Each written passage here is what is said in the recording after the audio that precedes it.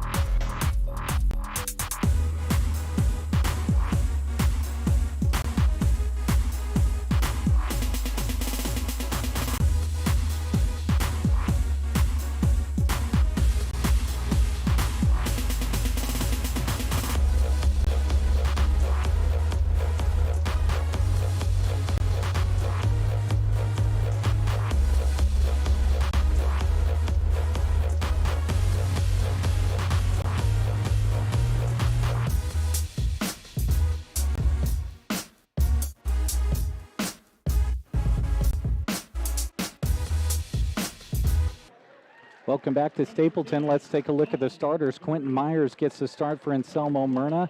Dalton DeRee, the second starter for the Coyotes. Also getting the start, Cade Safranek. Garrett Porter runs onto the court, and Wyatt Lambertson rounds out the starting lineup for Coach Brent Myers and the Anselmo-Myrna Coyotes. Now we go to the other side of the court and get the starting lineups for the South Loop Bobcats. Their starting lineup looks like this. Trey Connell gets the start, the 5'7" freshman wearing number 2. Sam Cool, the senior, standing 5'11", wearing number 13. Cash Gracie back into the lineup, 6 feet tall. He is a freshman wearing number 14. And Drew Vickers is back for the South Loop Bobcats.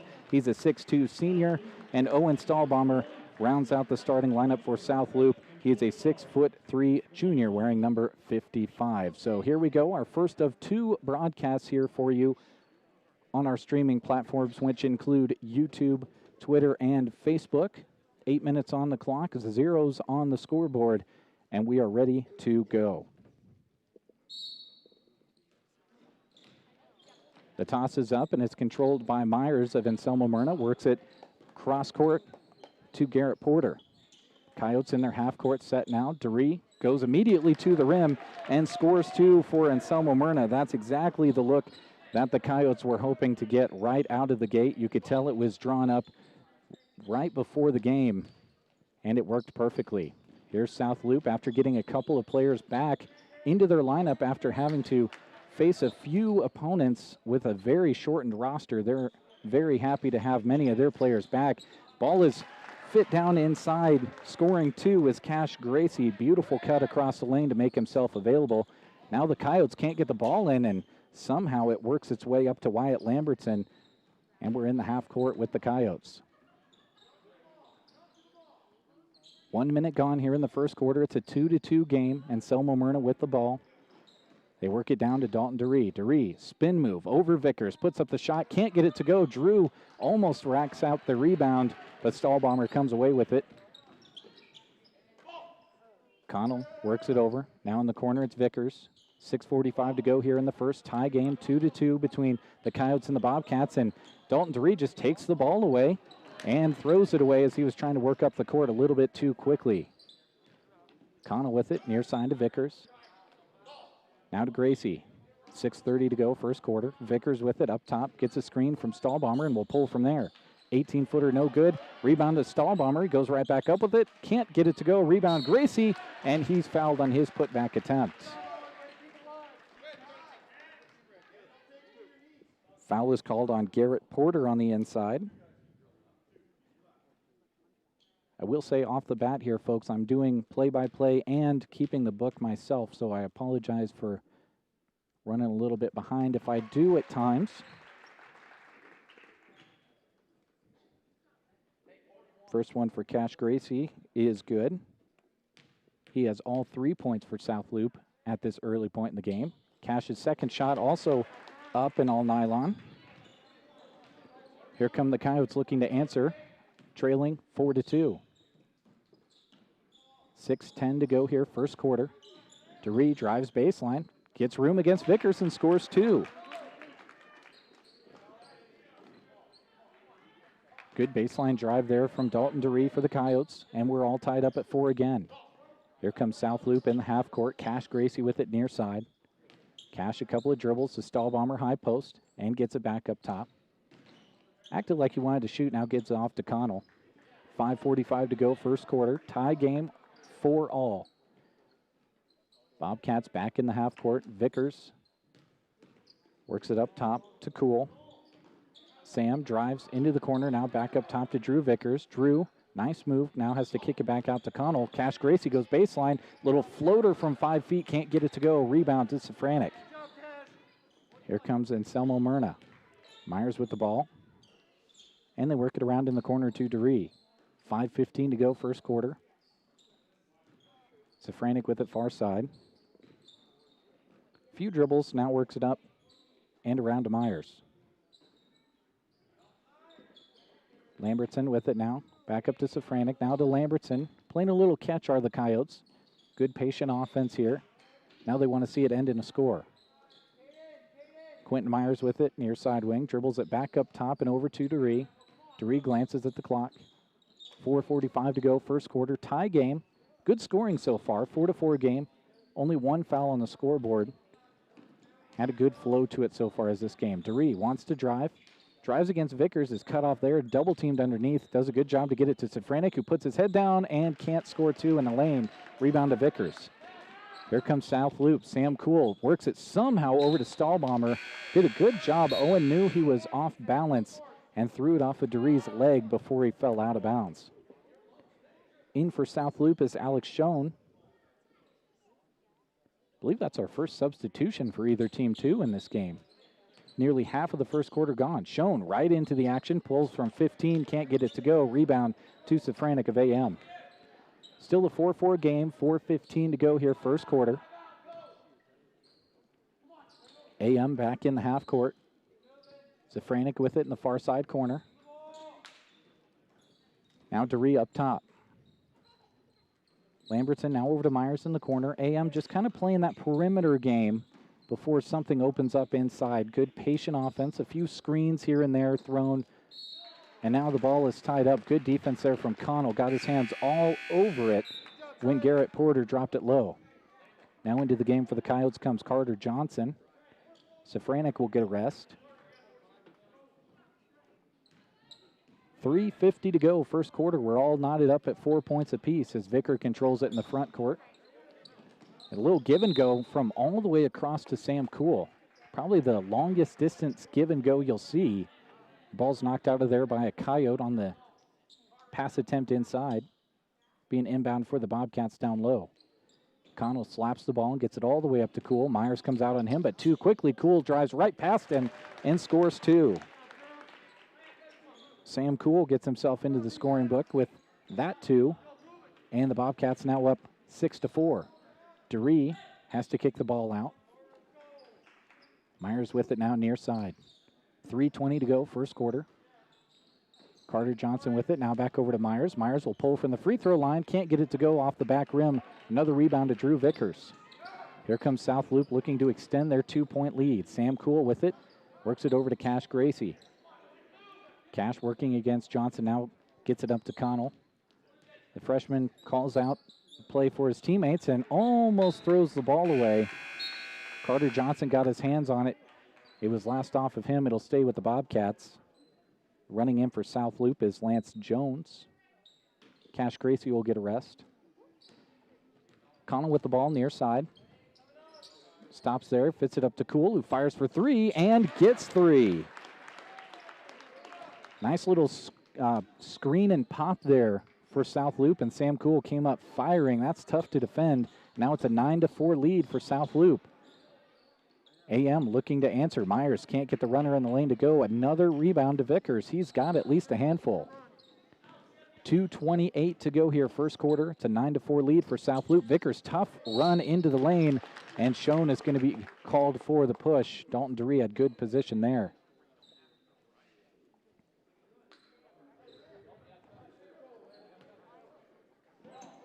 First foul on South Loop, so each team with a foul each as we approach the 2-minute mark here of the first quarter. Carter Johnson with it, over to Myers on the far side, and Selma Myrna needs a score here. Pull up from the free throw line for Lambertson, no good. Another rebound, Drew Vickers. You can see why they're happy to have him back in the lineup this week for MNAC. Vickers runs the floor, pulls from 10, can't get it to go. Rebound to Johnson of AM. Here comes Anselmo Myrna with under 2 to go. Dalton DeRee puts his head down, scoops it up and in. Good job running the floor there by Dalton DeRee. He has all 6 of the Coyotes' points. Connell drives, kicks it out to Cool. He wants another 3, can't get it to go. And closing out on the ball well was Lambertson of AM. Here come the Coyotes, a minute 30 to go here, first quarter. 3-point lead for South Loop, 9-6. Driving in and unable to get anything to go against Schoen was Garrett Porter, and Schoen controls it. Just kind of went up and lost the ball as he was doing so. Here goes Connell, who rarely looks to score himself, and he drives in and scores 2. Catches Anselmo Myrna off guard, and with that, we'll have a timeout. 1:08 to go here in the first quarter. 11-6, South Loop leads.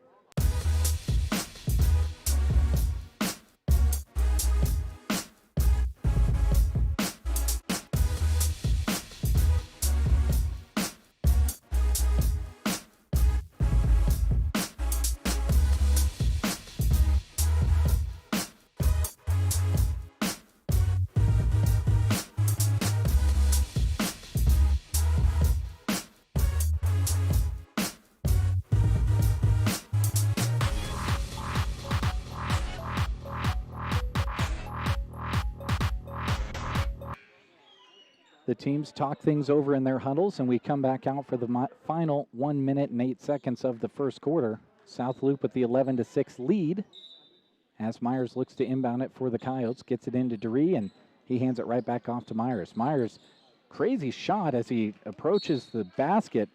Wouldn't really call it a runner, wouldn't really call it a pull-up either. It was just kind of a sprinting shot in the lane, and it goes off the rim.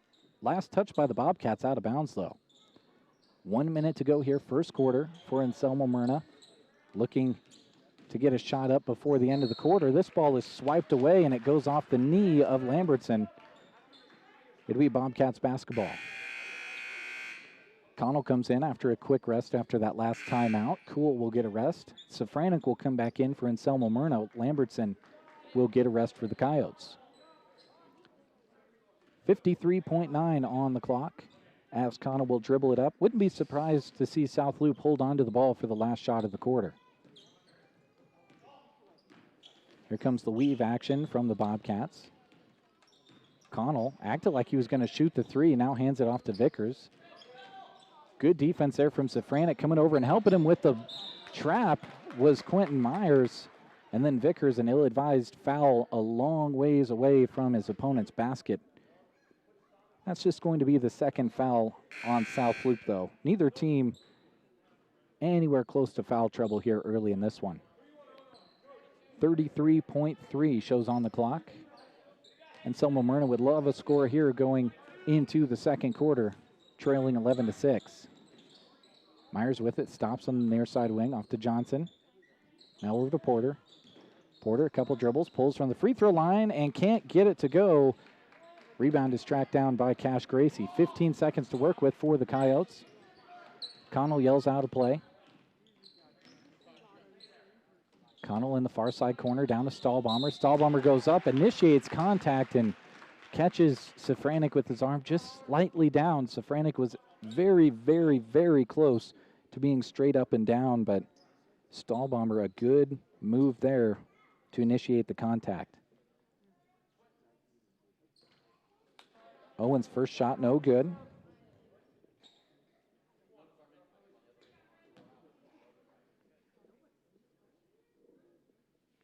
Look at this second. This one gets the friendly roll as Owen gets in the scorebook. Coyotes now with 6 seconds to work with. Safranek with it at half court, running out of time, and didn't get that one off in time, and it hit the top. I believe it hit one of the practice hoops on the side of the gym on the shot attempt. So with that, we head to the second quarter. South Loop leads it 12-6. Want to take this time to thank one of our great sponsors bringing you this action on our streaming platforms. 4 County Heating and Air owners Brian Hogg and Austin Cox serve the area with a combined 20 years of experience in the HVAC industry. They provide free estimates and 24-hour service. Make sure your heater is ready for the cold weather coming. Call 4 County Heating and Air in Broken Bow. Also want to thank J.R. Meyer Insurance.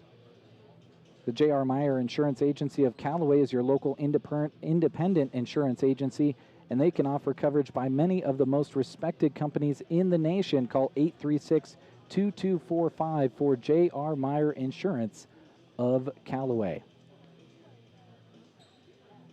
So we roll from the first quarter to the second quarter as you hear the buzzer. If you're South Loop, you got to be happy with the scoring you got here in the first quarter. If you're Anselmo Myrna, easily could be a tie game, if not a lead for the Coyotes. A few ill-advised shots. Not really a turnover problem for either of these teams as we head to the second quarter. Just South Loop able to find better quality shots. So here we go. Anselmo Myrna with possession out of the first quarter break. And here come the Coyotes. Myers with it, far side. Dalton DeRee working for position, but they move it away from him. Now to Myers in the corner. Coyotes clearly trying to get it down to DeRee. Myers now will pull for three from the corner. Leaves it short off the rim, no good. Connell gets the weak side rebound. Here come the Bobcats. Connell with a head full of steam. Hands it off to Cool, who skip passes it over to Cash Gracie. 30 seconds gone here in the second quarter, excuse me. Owen Stahlbomber with it, high post. Off to Gracie, a little give and go, and Stahlbomber made a lot of contact with Quentin Myers trying to receive the pass. Myers came up and just kind of knocked into Stahlbomber. Just by the way the collision happened, you would think that that foul was on Stahlbomber, but Myers just lost the size battle. Connell with it near side, hands it off to Cool. And now gets it back up top. Calls out the play. Coyotes dig in defensively. 1 minute gone here in the second quarter. South Loop in the half court. Reverse layup attempt by Connell, and he's fouled by Wyatt Lambertson, who got his money's worth on that foul. 4 team fouls for the Coyotes and 2 for South Loop is the foul situation.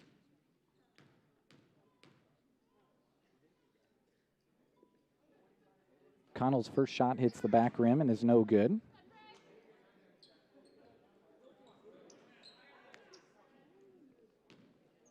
Again, this is our first broadcast here from Stapleton. Our second game will be Sandhills Valley, the 2 seed in the boys bracket, taking on Arthur County, who defeated Cody Kilgore on Saturday. Second shot from Connell was no good. There was a putback attempt, but that was also no good, and the Coyotes control. Here comes DeRee, and he's double-teamed. Connell, good presence of mind defensively to come over and help his teammate, and earns the Bobcats another possession. Cash Gracie with it far side, over to Stahlbomber, now handoff to Connell. Good defense from Carter Johnson, who pulls it away from Cash Gracie. Wyatt Lambertson with it in the forecourt, and he has it slapped away. Now Cash Gracie can't get out of there, and he traveled with it, trying to find a teammate. I would imagine he was looking for his point guard, Connell. So a couple of turnovers either way, and we get back into the action now. Lambertson with it up top for the Coyotes, and they work it over far side to Porter, now back up top to Wyatt. Now Quentin Myers, a couple of dribbles and meets Stahlbomber at the high post. Back over to Lambertson, awkward move there, gets his own shot, but that's a travel.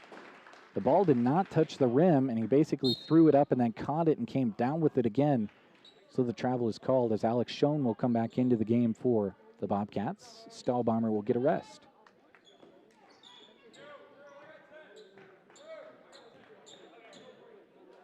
Still a 12-6 game. This was our score going into the second quarter, as South Loop looks to change that on this possession. Vickers with it near side, under 6 to go here, second quarter. Schoen faked the 3. Now pulls the ball down and gets it off to Gracie.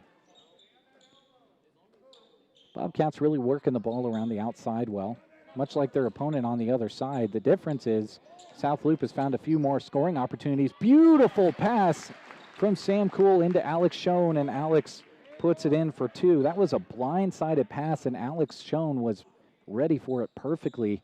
It's now a 14-6 lead for South Loop. DeRee drives in against Alex Schoen and has it partially blocked. Rebound to Cash Gracie. Here come the South Loop Bobcats. Recently full strength after we just saw them a couple of times last week. A few players down as Alex Schoen pulls for a 3-pointer. Can't get the friendly roll. Rebound to Safranik of AM. As I was saying, the Bobcats were very, very low in numbers on their roster last week. Saw them hold in there pretty tough against a good Ansley Litchfield squad as Porter's shot from 3 is no good. This is a tough team. They played really hard on the football field last season too, despite having low numbers. Under 5 minutes to go here, second quarter.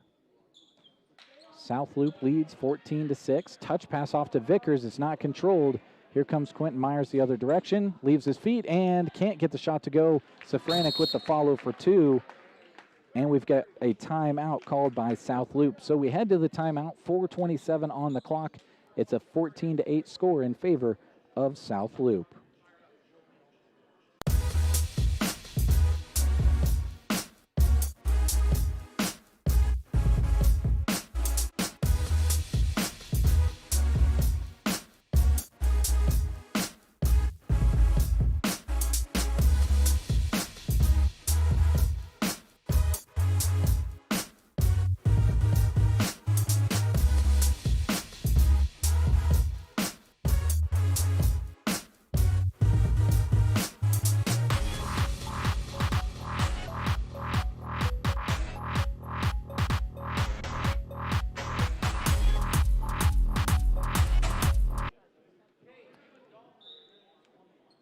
.427 on the clock as South Loop controls, and Connell will bring it across.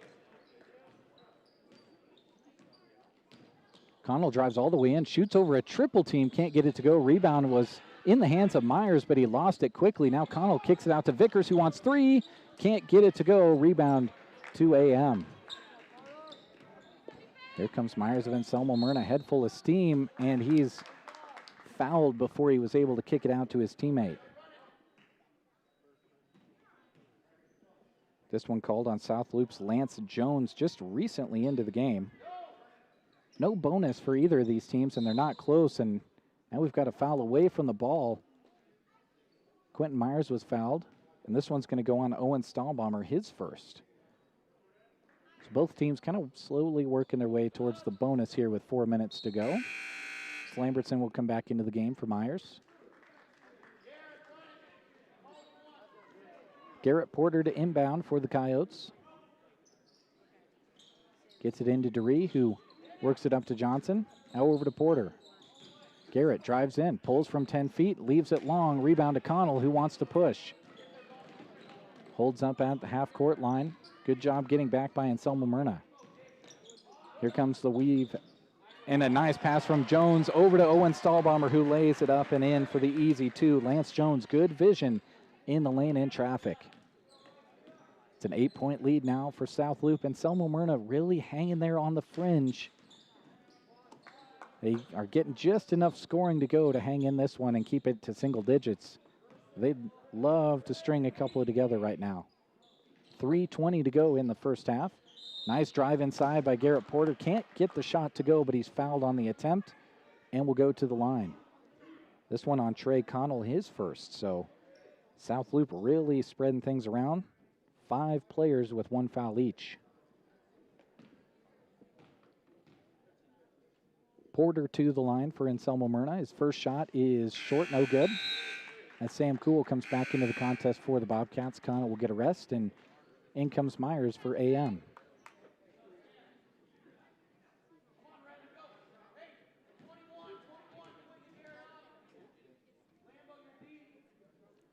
Second shot is good. So Porter 1 of 2 from the free throw line that trip, and that gets him into the scorebook. 3:17 on the first half clock. Don't believe they've put the score, the free throw, on the board yet. It's still 16-8. Stahlbomber gets the ball for the Bobcats, who break the press of Anselmo Myrna. Can't get the first attempt to go. Vickers comes out of there with it. Out to Gracie. Now over to Cool. He'll pull for 3. And Sam Cool can't get it to go. Rebound to Lambertson. Wyatt will put it on the pine and brings it across. Here comes Porter. Nice pass over to Safranek, who gets the roll to go. Cade Safranek doing a good job running the floor. And now the Bobcats facing the pressure of South Loop again. Vickers with it. Gets it up to Cash Gracie. Now a 2-on-1 opportunity. Gracie will just pull from 10. Can't get it to go. Trying to follow his own rebound. And, boy, all kinds of bodies on the floor and everything. And we've got a jump ball called.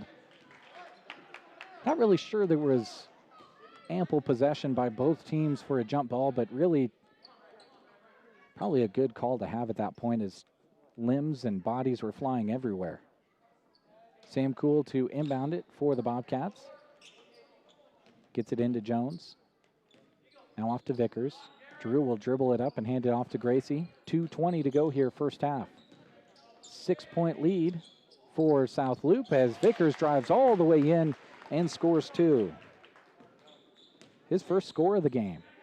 Now here come the Coyotes. Safranek thought about the 3, now drives in, gets it over to DeRee with a bullet pass, and DeRee is fouled on the attempt.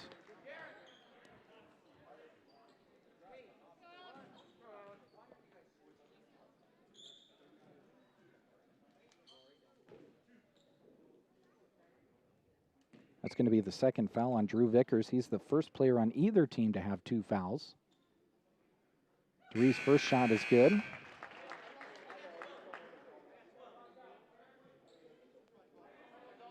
Now the second attempt, a handful of substitutions for both teams. 7-point game. Most recent small margin for Anselmo Myrna as they've pulled it to within 7, make it 6 with the second make from DeRee. 18-12 game. Here comes Connell, South Loop. Tries to break the press himself and traveled with it right at the half-court line. 1:59 on the clock. And here comes Anselmo Myrna with a little run of their own. Porter to inbound it. Fits it all the way across to Lambertson, who will bring it up. Lambertson on the bounce, drives against Stahlbomber, almost lost his footing and somehow gathered and scored 2. His first score of the game. This press of Anselmo Myrna has been giving South Loop some trouble, as now they're approaching the 10-second call as Connell's going to be fouled and bailed out. DeRee was out there, but when Connell turned around, DeRee hadn't quite settled into his position and committed the foul. His first foul.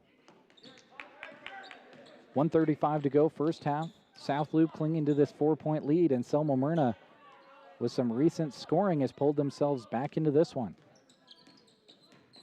Connell hands it off to Cool. Cool, no-look pass to Stahlbomber, and Stahlbomber wasn't ready for it. It'll be Coyotes basketball. So now the Coyotes can pull to within 2 or 1 this trip down the floor. So Franek will play point this trip down the floor.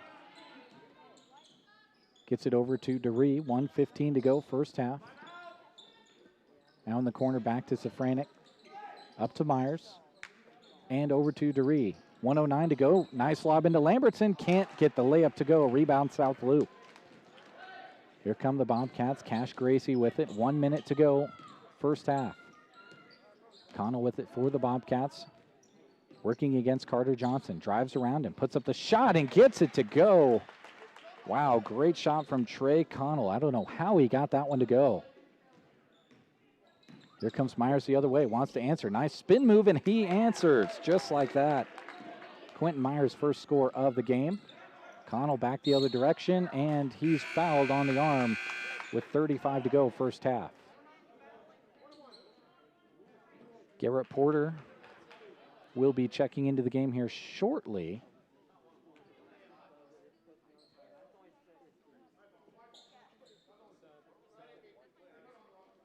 Little miscommunication on the foul situation, but no 1-and-1 yet for South Loop.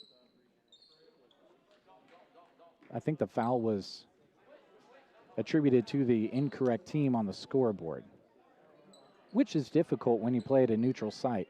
It's easy to tell when you're at the home side of one team or the other. Here comes Connell. 30 seconds to go for South Loop on this trip. Hands it off to Jones, who hands it off to Cool. Cool works his way in a little bit further, now out to Connell. South Loop appears to be looking for the final shot, but not if they get in that deep, as getting in there and getting active was Lance Jones. He's fouled on his layup attempt. Probably a good foul by the Coyotes, though, as that one was going to be pretty easy, as Lance Jones had found himself in there pretty deep. It's going to be the second foul on Wyatt Lambertson. First shot from Jones, no good.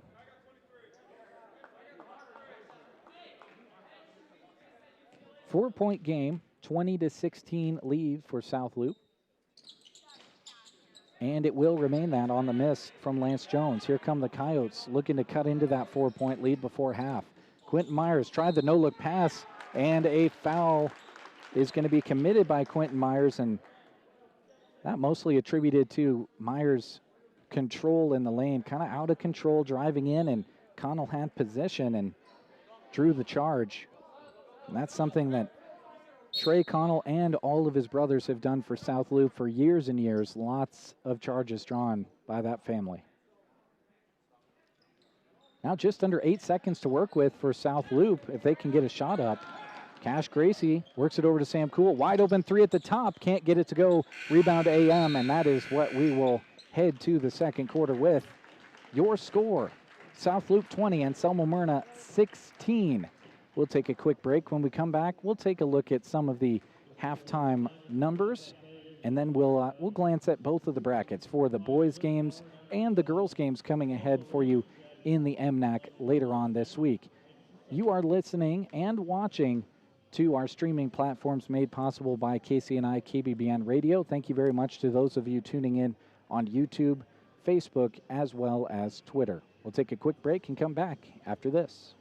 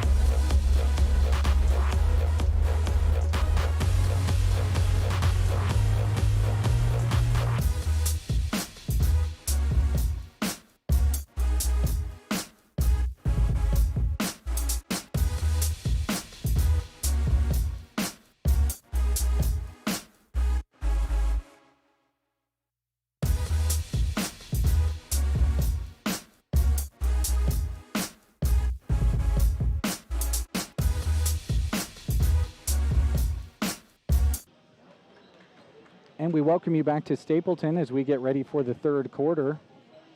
Let's take a look at some of the scoring. We'll start with South Loop. 20 on the scoreboard, 12 in the first quarter, 8 in the second quarter.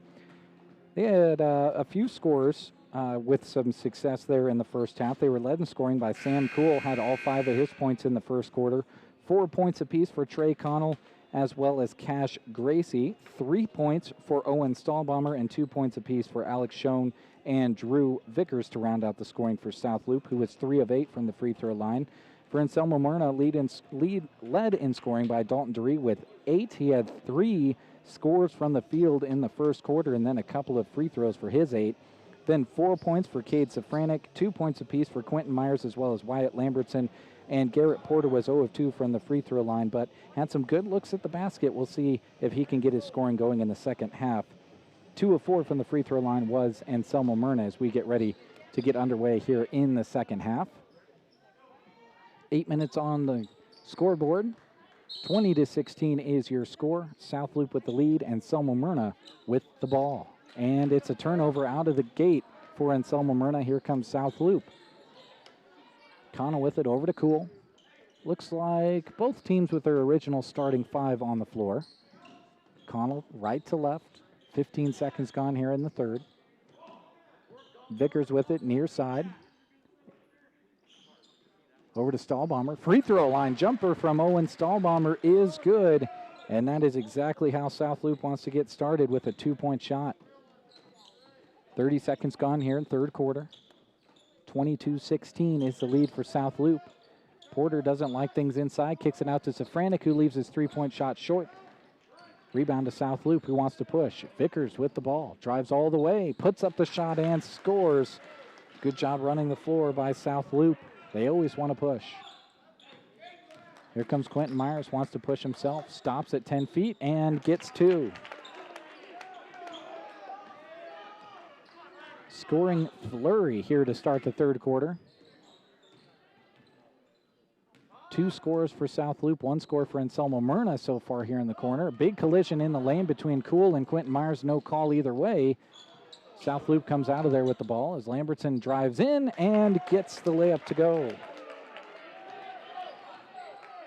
So 2 scores each team here early in the third, and we're back to a 4-point deficit for Anselmo Myrna as Vickers drives and now has to kick it out to Cool. Cool, nice look into Stahlbomber, but stepping in the way is Wyatt Lambertson.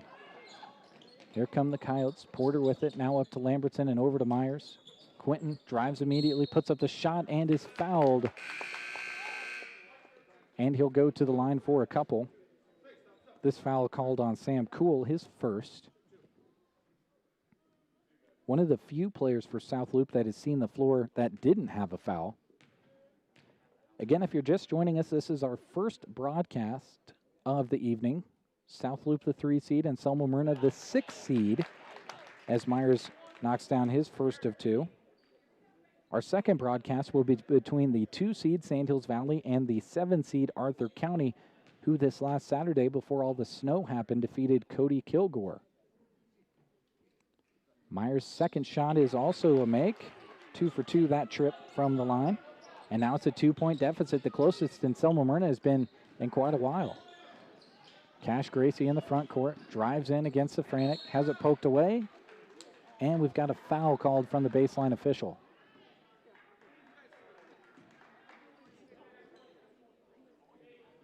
That's going to be the second on Cade Safranek as South Loop will inbound it on the baseline. Connell looking for someone and gets it up to Cash Gracie. Up to Vickers at the top of the key. Working against DeRee. And lost the ball and then essentially tackles Wyatt Lambertson after giving it up. I think Drew just a little bit out of control and lost his footing and commits the foul. And unfortunately for Drew, that is his 3rd foul. And he's the only player on the floor or the bench with 3 fouls for either team. So he'll have to go and take a rest with 6 to go here in the third quarter. Lots of time left in this one. And they're going to need his rebounding later in this one. Under 6 to go. 2-point game. Anselmo Myrna looking to tie it up or take the lead on this trip. Safranek high post, nice fake pass, and he gets in the lane and ties things up at 24. Great move from Cade Safranek. Here comes Connell. Hands it off to Gracie at the top of the key. Nice float into Owen Stahlbomber. Had it blocked by DeRee. Stahlbomber gets his miss. Can't get the follow to go. Rebound to Lambertson. Here come the Coyotes.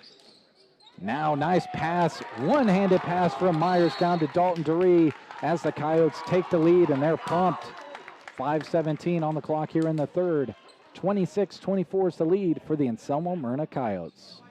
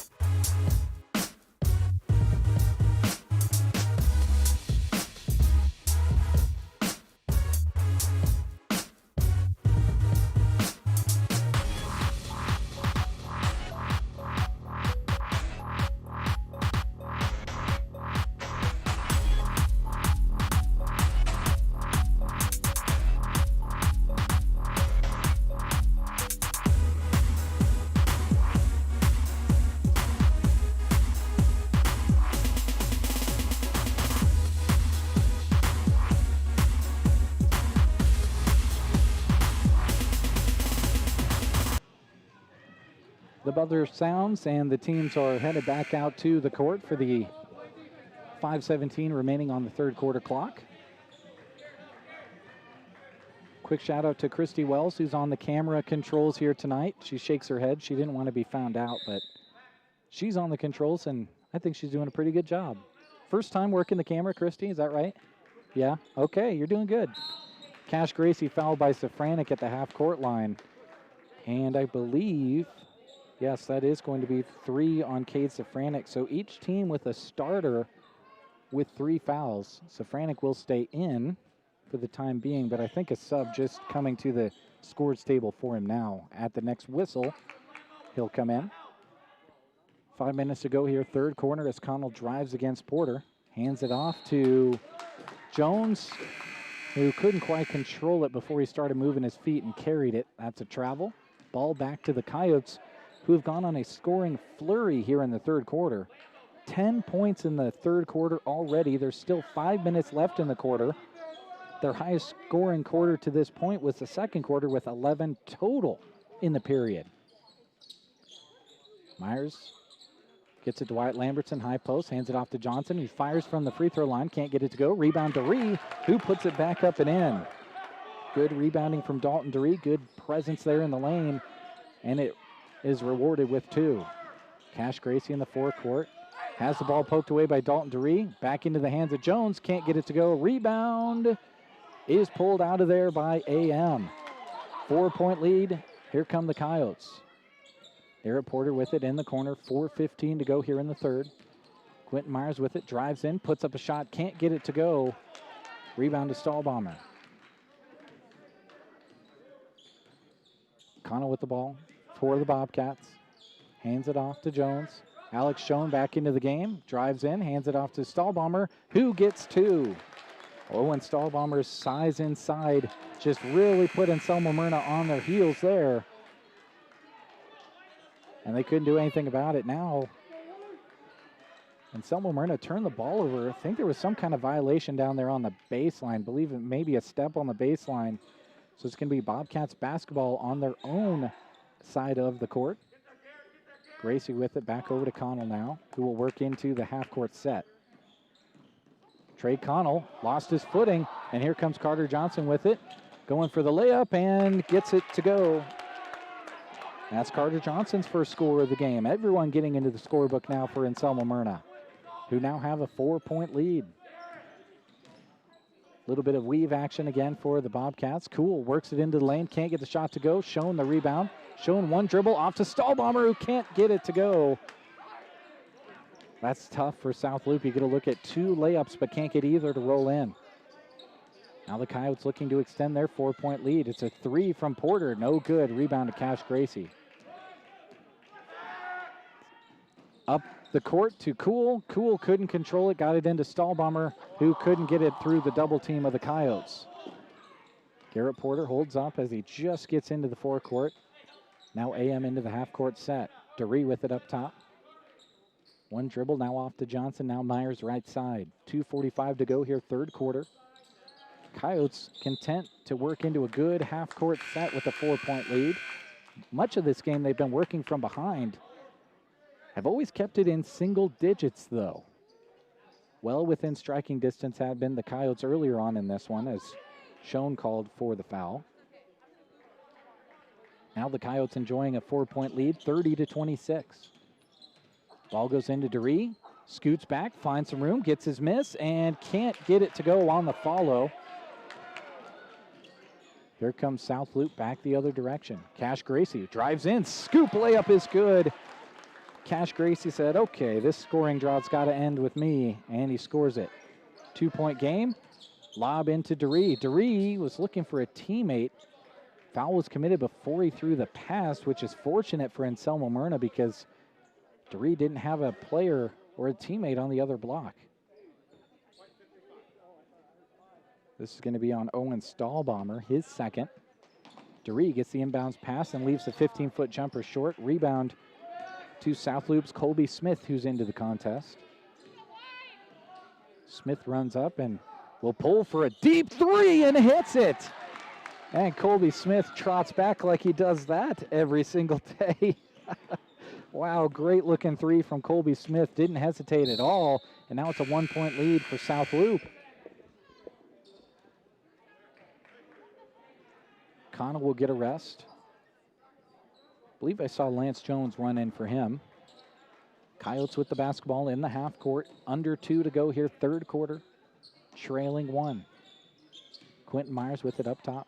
Drives in, gets it out to Lamberton. 10-foot jumper is no good. Followed by DeRee, also no good, but he's fouled. This one going to go, well, let's see. I thought I heard a 2 there. I thought it was going to be, nope, it was on Colby Smith. Fouls pretty evenly spread around for both teams. Cade Safranek has 3 for Anselmo Myrna as he comes to the scorer's table. 3 fouls as well by Drew Vickers of South Loop. He remains on the bench. DeRee's first shot is good to tie things up at 31.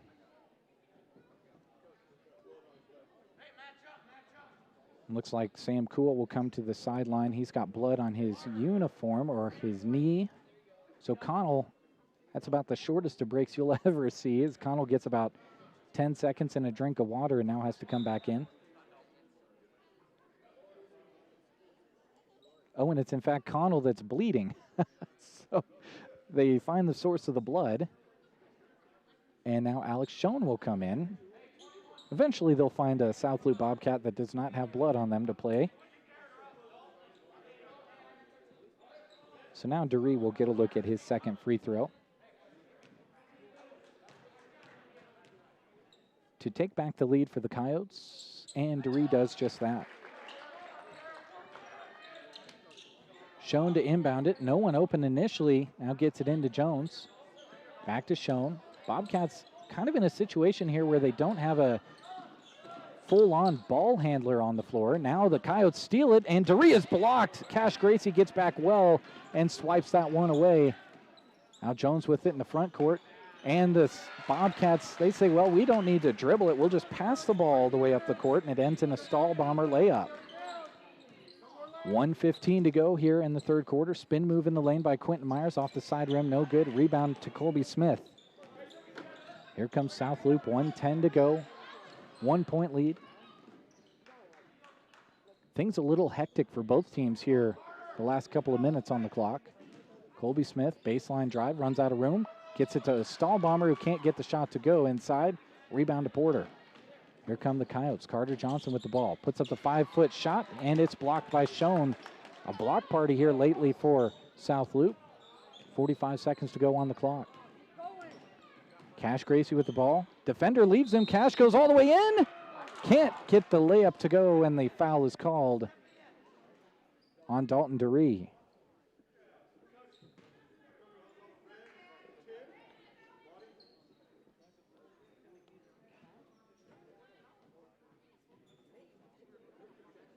Both teams hands on hips as the free throws are attempted from Cash Gracie. The pace is quickened for sure. First shot from Cash is good. Lamberton comes into the game, as does Carson Leaphart.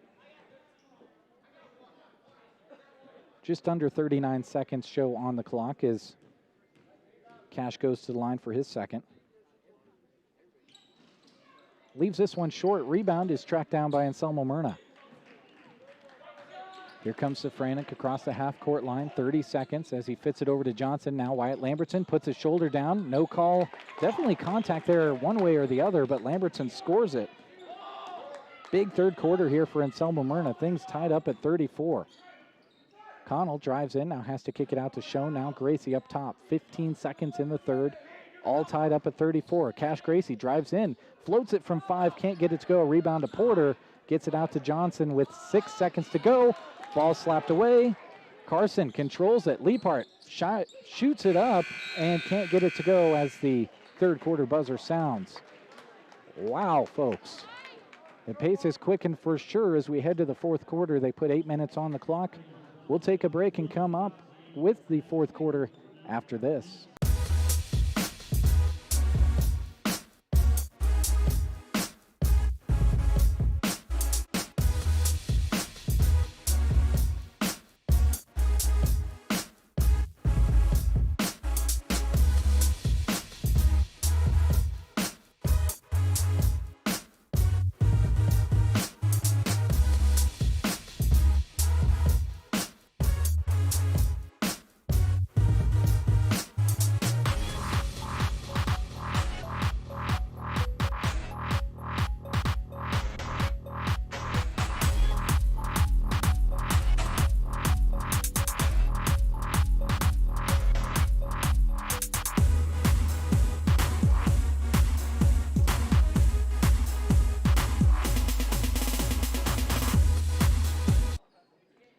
Welcome back to Stapleton as we get ready for the fourth quarter of this game, and it's been worth the price of admission. Certainly hope it's been worth the price that you folks are paying to watch the video stream, which is free. It's been definitely worth the free showing. Thanks so much for those of you watching on YouTube and Facebook. A few of you watching on Twitter here and there as well. Whether you're watching up on your TV or on your devices, thanks for being with us from Stapleton. South Loop, the first possession of the fourth quarter. It ends in a jump ball. Basketball will go back in the possession of the Coyotes. After this one, we'll have a short break before we get set for Sand Hills Valley and Arthur County to do battle. Sand Hills Valley comes into the contest as the 2 seed in the boys bracket, Arthur County as the 7 seed. Lamberton just drives all the way around Stahlbomber and gets 2 to get the scoring started here in the fourth. South Loop back in the half court. Sam Cool with it near side. Back up to Connell. Connell, right to left. Right knee taped up from that blood. Owen Stahlbomber with the spin move and fadeaway in the lane. Can't get it to go. Here come the Coyotes. They want to extend their 2-point lead. Carter Johnson can't control the ball down on the block on the pass. It goes back to the Bobcats on the out of bounds. 1 minute gone here in the fourth. 18 points for Anselmo Myrna in the third. They outscored South Loop by 4 to get back into the contest and tie it up. Now South Loop in the half court as Cool gets it over to Stahlbomber, who hands it off to Connell. Connell tries to drive baseline, cut off by DeRee. Good defense by Dalton. And now a foul is committed by Quentin Myers. Got a little bit handsy on Connell as he was just driving around the top of the key. That's going to be the third on Quentin Myers, as he'll be subbed out. Safranek back into the game. Safranek comes in with his 3 fouls. Vickers to inbound it for the Bobcats. Gets it to Sam Cool, wide open on the reverse block, and a block is what happens. Doing a good job recovering was Garrett Porter, who wipes it off the glass. Carter Johnson leaves it short on the other end of the floor, and it will belong to Anselmo Myrna.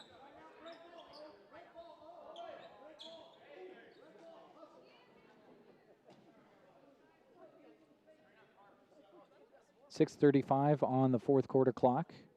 And Selma Myrna with the 2-point lead. Now Dalton DeRee has blood on his knee, so they'll get him taped up. Blood on the knees and legs has been a little miniature story in this one. And Selma Myrna in the half court. Garrett Porter pulls from 5 feet, leaves it short, fight for the rebound. Sam Cool comes out of there with it and gets it over to Connell. Connell quickly ahead to Gracie. Gracie, shot fake, now back out to Trey Connell. 6:15 to go in the fourth. South Loop looking to tie this one up or take the lead by 1 this trip. Sam Cool out to Vickers. Vickers a couple of dribbles after entering the game, after entering foul trouble early in the third, and he's fouled.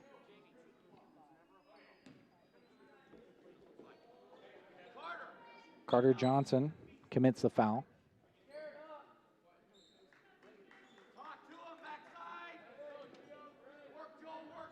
Inbound coming for South Loop.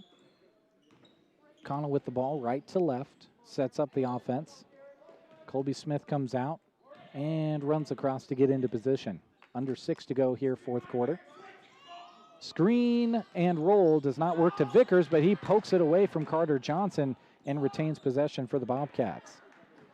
Gracie over to Connell. Connell, couple of dribbles, drives, now backs it out. Good defense there from Garrett Porter. Colby Smith pulls for deep again, left it short this time. You can tell that's in his range. He's very confident firing that up there, and he's shown that he can knock it home. Hit one from almost that exact point earlier in this one. 5:36 to go here in the fourth quarter, and Selma Myrna with the 36-34 lead here on our streaming platforms. Let's go ahead and give you a look at what's going on the rest of the week, not only tonight, but coming up later in the MNAC and also happening on our sister stations, our stations being KBBN and KCNI. Over on our radio station KBBN 95.3, we have the girls MNAC basketball action going on right now. I would imagine that they're still in the South Loop and Cody Kilgore matchup there on KBBN. That was a matchup that started at 5:30, as did this game you're watching. Later on this evening, those of you watching here on our video streaming platforms supporting the Anselmo Myrna Coyotes can support the Lady Coyotes, as they are the 2 seed on the girls' side of things, and they are taking on the 7 seed Twin Loop on 95.3 later on this evening, right around that 7 o'clock mark. That's what's going on today on the MNAC brackets as far as KCNI KBBN is concerned. And Selma Myrna back with the ball. Porter having a little bit of trouble, somehow gets it up to Wyatt Lambertson, who drives in and gets 2. Good presence of mind there from Wyatt Lambertson to keep the foot on the gas pedal to get the score. Now South Loop has gone cold. They're trying to get a score. Colby Smith, Euro step in the lane and gets 2 to answer. Colby Smith has been a spark off the bench for the South Loop Bobcats for sure. Now a 2-on-1 for Anselmo Myrna the other direction. And we've got a foul committed by Trey Connell, who got caught reaching in. So this game kind of been fluctuating around either a tie game or a 2-point game. And Selma Myrna here lately has been able to squeak away with a 4-point lead, but South Loop, just as soon as they do that, seems to answer. And Selma Myrna back in the half court again. Lambertson with it up top. Sam Cool picks him up there. 3 players on the court with tape on their knee, and we've got a push-off called. Garrett Porter shoved Trey Connell out of the way. That's an offensive foul. The second one that Connell has drawn in the game.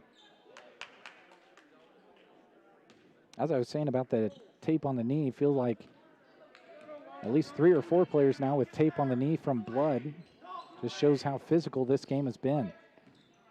Connell hands it off to Cool, who tracks it down after having trouble controlling it. South Loop looking for a score. For the lead, Colby Smith left that 3 short. Connell pulls down the rebound, gets it over to Colby Smith, who lost the ball as he drove. Dalton DeRee comes out of there for Anselmo Myrna with the ball. Gives it to Lambertson. 4:15 to go here, fourth quarter. It's a 2-point lead for Anselmo Myrna, who has the ball. DeRee drives all the way in and gets 2. No one stopped him, and Dalton said, well, I'll just score the ball then. Here comes South Loop, down 4 again. The weave game up top. Cash Gracie with the ball, kicks it out to Connell, who will shoot a rare three and misses it off the rim. Rebound to Anselmo Myrna. Here come the Coyotes. Lambertson with the ball in the front court and threw it off the fingertips of his teammate, Cade Safranek. Safranek frustrated with himself, but if he was able to come away with that one, I'd be impressed. Lots of heat on it. Exactly 3:45 on the clock here in the fourth quarter. South Loop with the ball, trailing by 4.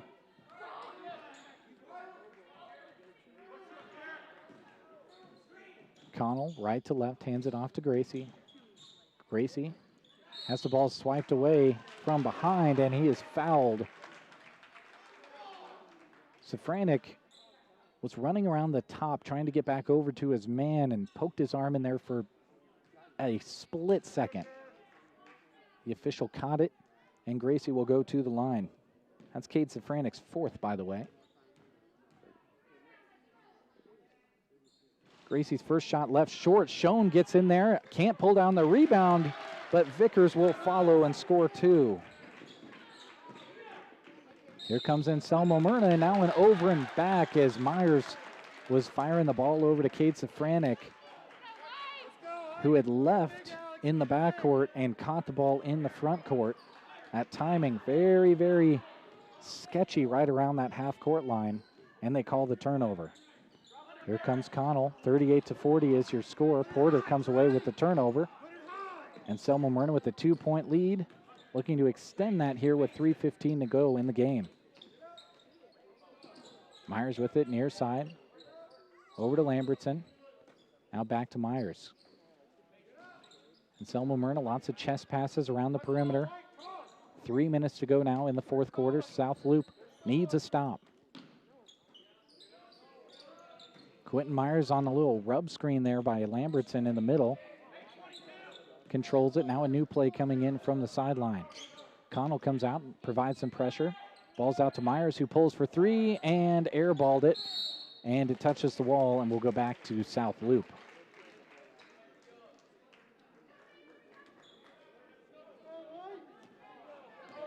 Connell looks at the clock, sees that there's 2:30 to go here in the fourth quarter. His team, the South Loop Bobcats, trail by 2 to Anselmo Myrna. Showing long two-pointer, a contested long two-pointer, but it counts all the same as a layup, and we're all tied up at 40 with 2:21 to go here in the fourth quarter. Let's take a look at the bracket. Here in the boys bracket, of course, you're listening to the South Loop and Anselmo Myrna contest there on the bottom right of the bracket you're viewing. Our second contest here tonight will be Sandhills Valley and Arthur County, the 2 and the 7 seed. And then we'll work our way to the center part of the bracket where you see it yellow highlighted. That means we will move to video and radio coverage. Of course, the video coverage right here where you're watching now, and the radio coverage being on 95.3 KBBN. All of the semifinals, the finals, and the third place consolation game will be here on this video streaming platform you're watching right now, and on the radio as well from North Platte on Thursday and Saturday. That was not affected by the weather that we got earlier this week. These games that we're showing you right now, however, were. We are here streaming only on video because we have games going on our 2 radio stations. The games going on KBBN right now are South Loop and Cody Kilgore in the MNAC girls bracket. That will be followed this evening by Anselmo Myrna and Twin Loop, the 2 and 7 seed on the girls bracket. Gavin Higgins and Larry Kottner with the call over there. And on KCNI, it's the Southwest Conference Tournament, the Broken Bow girls and boys being featured on KCNI Pure Country. Tie ball game, 2:15 to go in this one, 40-40. Anselmo Myrna with the ball in the half court. The ball is loose, and Kuhl comes away with it and is fouled immediately by Dalton DeRee. An unfortunate turnover by Anselmo Myrna. The last couple times down the court, AM has kind of been loose with the basketball, and it kind of caught up to them there. Third foul on DeRee. Kuhl to the line.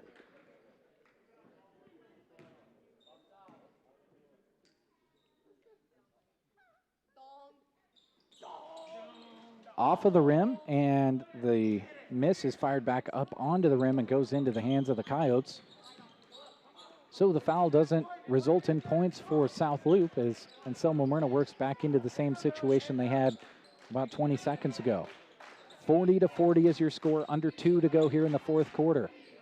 Zafranik with it now near side to Porter, back up to Myers and over to Lambertson. AM, patient offense here this trip. Every possession a big key this late in the game, especially in a tie game. Another 15 seconds gone, 1:30 to go here in the fourth quarter. Who's going to take the shot? Anselmo Myrna still with the ball in the half court.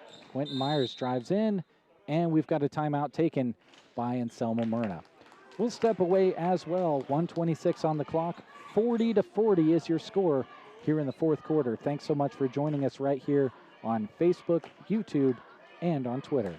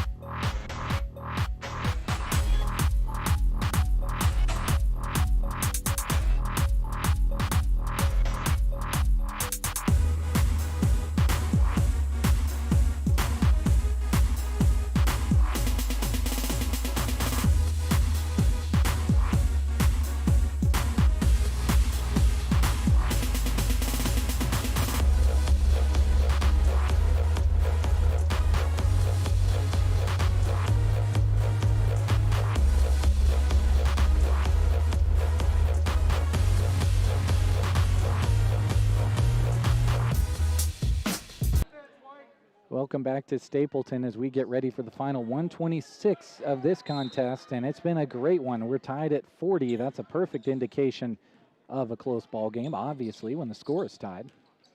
Anselmo Myrna still with the ball after calling a timeout. They've already burned probably 45 to 50 seconds off the clock this possession alone. Now they obviously want to end it with a score. And they throw the ball away. Cash Gracie comes away with it for South Loop. We'll see how aggressive they want to be. Pulls up for 15 and can't get it to go. Rebound to Lambertson. Now a 2-on-2. Lambertson has the ball swiped away, gets it out to Myers. Under a minute to go now, fourth quarter. Zafranik with it up top. 40-40 is our score. Lambertson thought about the three-pointer. Now gets it over to Porter. And the ball is poked away. Will stay here on this half with Anselmo Myrna.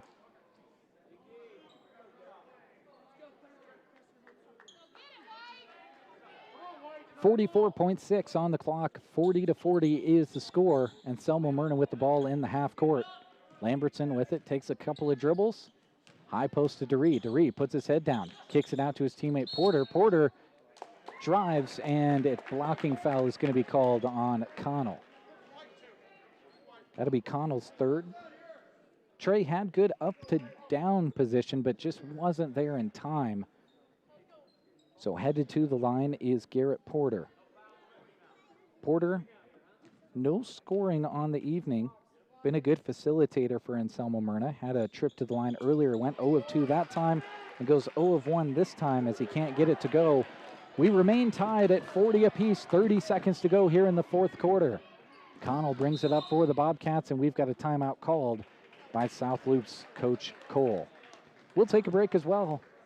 Come back for the last 25 seconds. I'm sure I don't have to tell you to do that, but just in case, we'd be glad to have you here for the final 25 in this tie ball game in the MNAC Boys Tournament.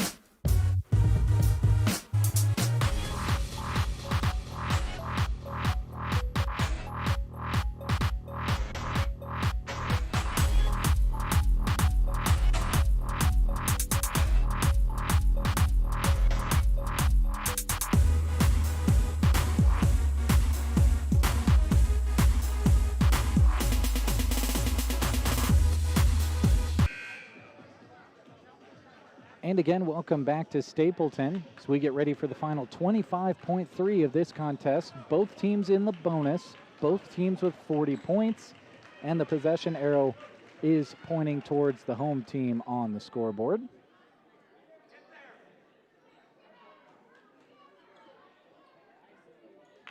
Inbounds coming for South Loop. Vickers finds Connell, who will bring it up for the final 22 seconds. South Loop obviously going to look for the final shot here with 15 on the clock.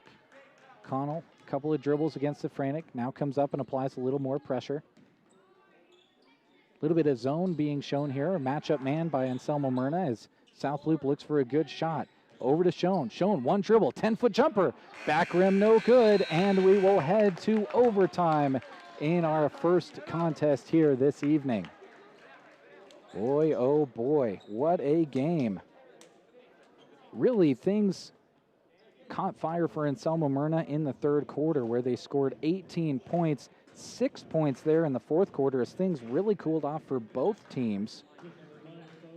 6 points apiece for each team as they were obviously tied at the end of the third quarter, so we remain tied at the end of the fourth quarter.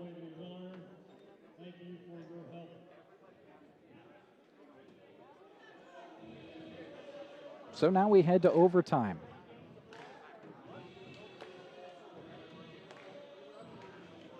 Do want to remind you those sponsors running on the bottom right-hand part of your screen as you watch have made this broadcast possible. If you do business with one of those individuals in the coming days, weeks, or months, please thank them for bringing you this broadcast here tonight. Our first of two. This one between the 3 and the 6 seed. Our second contest will be between the 2 seed, Sand Hills Valley, and the 7 seed, Arthur County. Those teams ready to get out on the court, but we've got overtime to play first here in our first game. 40-40 is your score. 4 minutes for overtime, and we'll have another jump ball in the middle of the court to get things started. Vickers and Safranik will jump it up.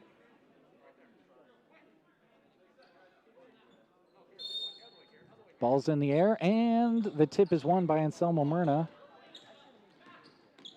DeRee with it, hands it off to Porter. Porter puts his head down, kicks it out to Myers.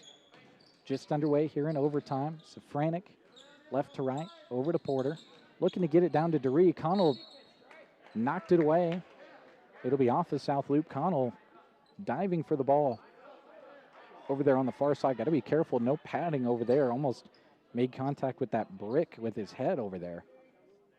Now it'll be an inbounds from the baseline for Anselmo Myrna. Safranik will pull for 3, and it's in and out. Boy, that one hit every bit of the rim, but goes out. And the rebound pulled out of there by South Loop. Vickers with it for the Bobcats, hands it off to Connell. Connell tries to get it to Gracie, had it knocked away. Now Gracie controls. Gracie dribbles all the way over to the far side, short corner to Cool, kicks it over to Connell. Connell drives in, puts up a shot over DeRee, can't get it to go, rebound DeRee. 45 seconds gone here in overtime. These teams need extra time to figure this one out as Myers is fouled as he drove in. The foul was down low, the block was up top. This one going to be called on Sam Cool with the body foul.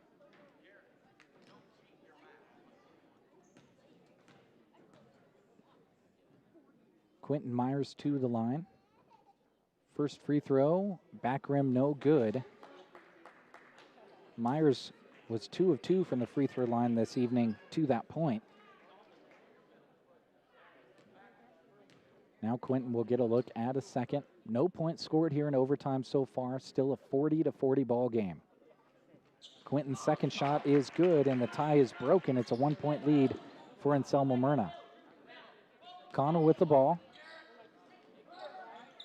Positioning his teammates to break the press of Anselmo Myrna. Getting close to the 10-second call as Cash Gracie does get it across in time. Now holds up and gets it back out to Connell, and we're in the half court.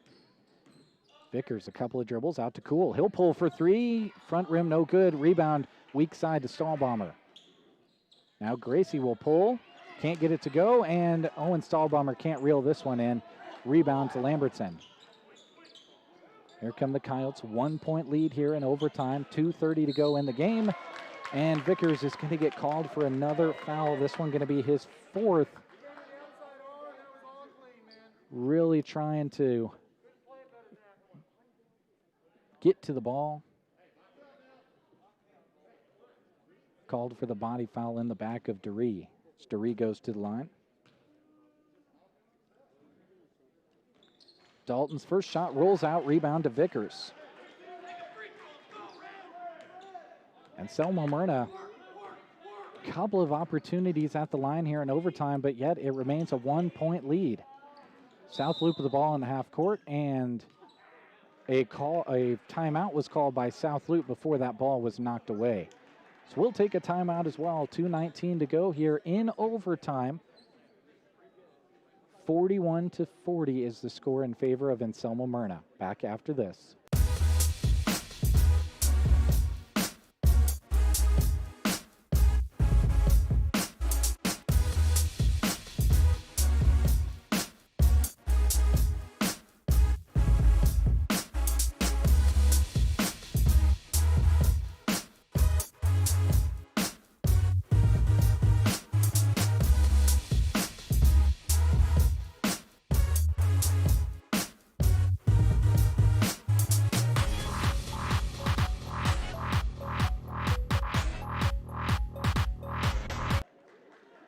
(41-40) your score.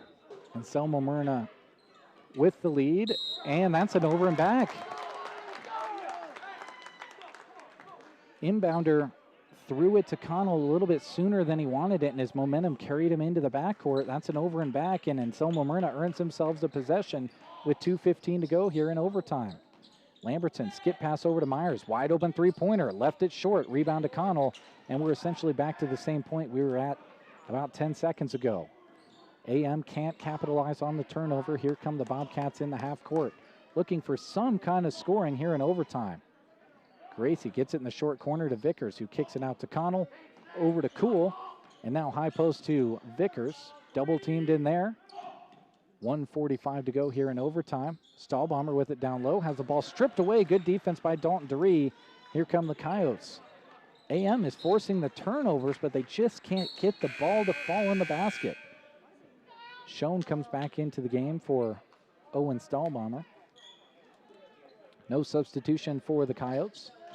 And the ball is knocked away by Cool out of bounds. We'll go again from the same spot. Myers tries to skip it all the way across. It's picked off by Cool, and now into the hands of Connell, who's really fouled hard by Wyatt Lamberton, and there's the foul call. For a second, thought the whistle wasn't going to blow, which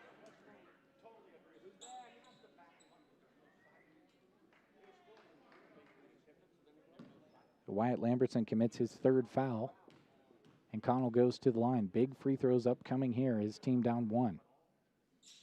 Connell's first free throw no good, and the rebound out to Safranek. Neither team can get a free throw to fall here in the overtime.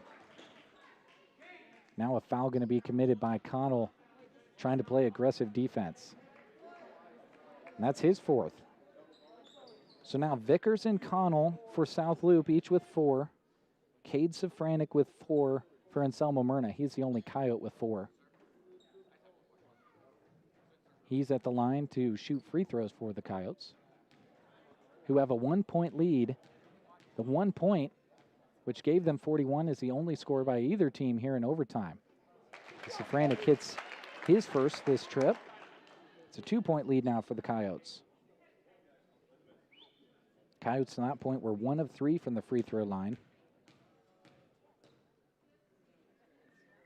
Safranek looks at the second and gets this one to go. 2 of 2 that trip. A couple of big free throws for the Coyotes, who now have a 3-point lead. 43-40. South Loop looking to answer. Vickers with it. High post. Out to Schoen. They work it quickly around to Gracie. Bobcats don't need a 3 here. They can get a quick 2.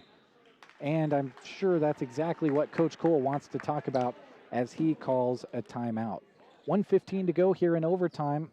Anselmo Myrna with the 43-40 lead here in this one. Again, this is the first contest here tonight on our streaming platforms. Our second one coming up after this one is between the 2 seed, which is Sand Hills Valley, and the 7 seed, Arthur County. Over on KBBN 95.3 on the radio as well as online and on the app. They have the girls contest from Myrna. South Loop and Cody Kilgore is their first game. It started at the same time as this one at 5:30. I would imagine that one is probably wrapped up unless they went to overtime like we have. Later on, they'll have Anselmo Myrna and Twin Loop. So those of you watching here to support the Anselmo Myrna Coyotes can tune over there to KBBN to listen to the Lady Coyotes take on Twin Loop on your way home, perhaps. If you are, for some reason watching here in the gym. We work our way through the MNAC contest. Remember, from here on out, on Thursday and on Saturday, the teams that advance will be on our streaming platforms where you're watching right now. They will also be available on 95.3 KBBN, so keep that in mind. The semifinals and the finals being played at North Platte Community College. So here we go, 1:15 on the clock in overtime. South Loop with the basketball, down 3, 43-40.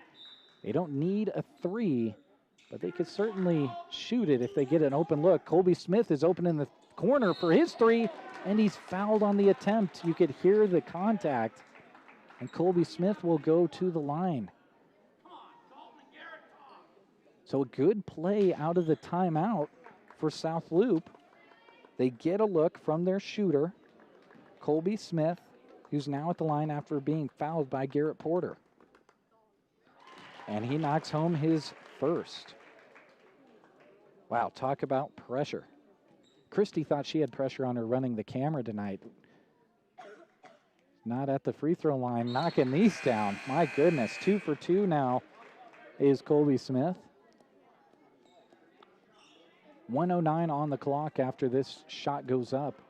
The Coyotes get the ball back. And he knocks down 3 for 3. My goodness, Colby Smith ties things up for South Loop here in overtime. Here comes Anselmo Myrna, 1:05 to go in overtime. They break the press. Now it's a 2-on-1, and Safranik backs it out. Tie ball game, 43 apiece. Wyatt Lambertson drives in, can't get the shot to go. Fight for the rebound, goes into the hands of Lambertson, and his follow is good for 2. Coyotes lead by 2, 50 seconds to go. 45-43. Connell with the ball. Off to Gracie, back to Connell. Connell drives in. Floater in the lane, can't get it to go. Rebound to Myers. Myers ahead to Safranik, who lays it up and in for 2. Coyotes on a 4-0 run.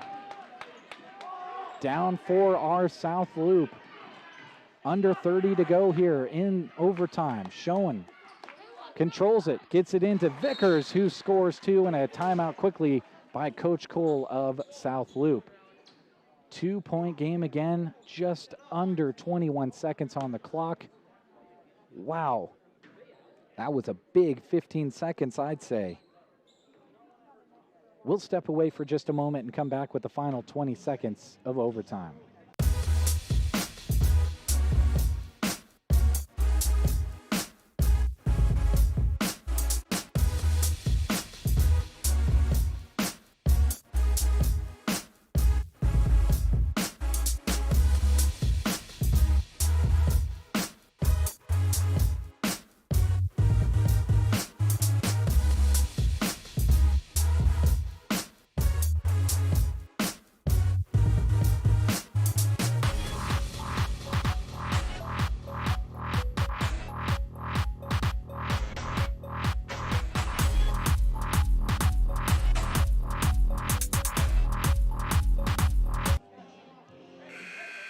As we come back to overtime action here on our YouTube, Facebook, and Twitter streaming platforms, we do want to pass along to you that in the girls contest on KBBN this evening, South Loop has gotten the victory over Cody Kilgore, so they will move to the semifinals in the girls MNAC bracket.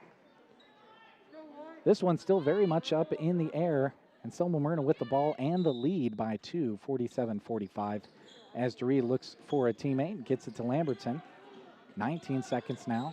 South Loop will play the foul game. Committing the foul was Sam Cool. Picks up his third.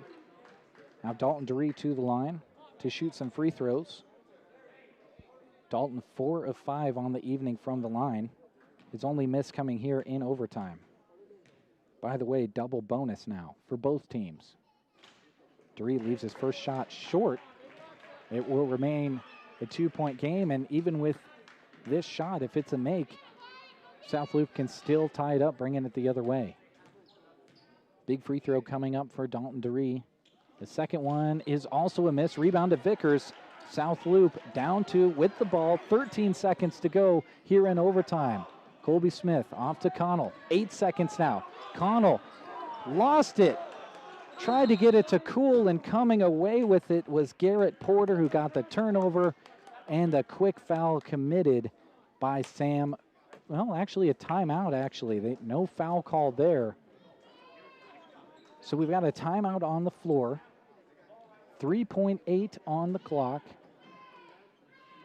That opportunity came and went quickly for South Loop there. 2 missed free throws. That's what they were hoping for. Duree couldn't knock down either of the free throws. It remained a 2-point game. South Loop ran the ball down the floor and couldn't even get a look at the baskets. And Selma Myrna turned them over before they could do that. Again, stick around for our second contest here this evening. Sandhills Valley is the 2 seed. They'll be taking on Arthur County, who defeated Cody Kilgore in the opening play-in game. That was clear back last Saturday before all the snow fell on the ground. That will be our second contest, and that will take us into the semifinals and finals. Again, make sure you tune in for the semifinals on Thursday, right here where you're watching.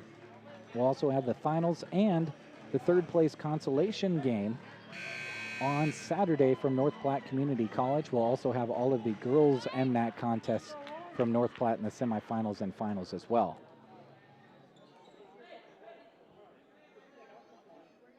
So here we go, the final 3.8 seconds, and Selma Myrna basically, if they can get the ball in and dribble away from the would-be foul of South Loop, they can win this game.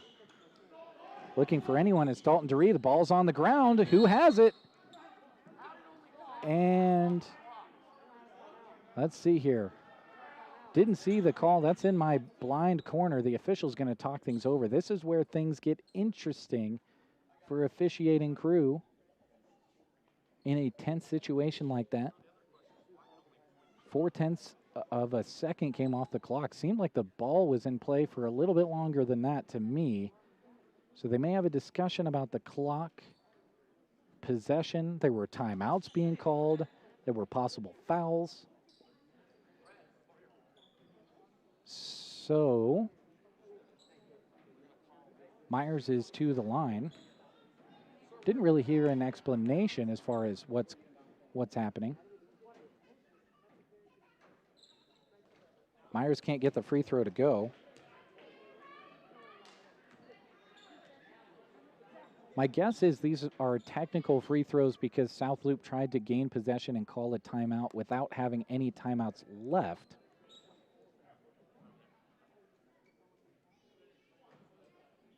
But if that is the case, these will be technical free throws and possession for Anselmo Myrna as Myers gets ready for the second. And he knocks this one in.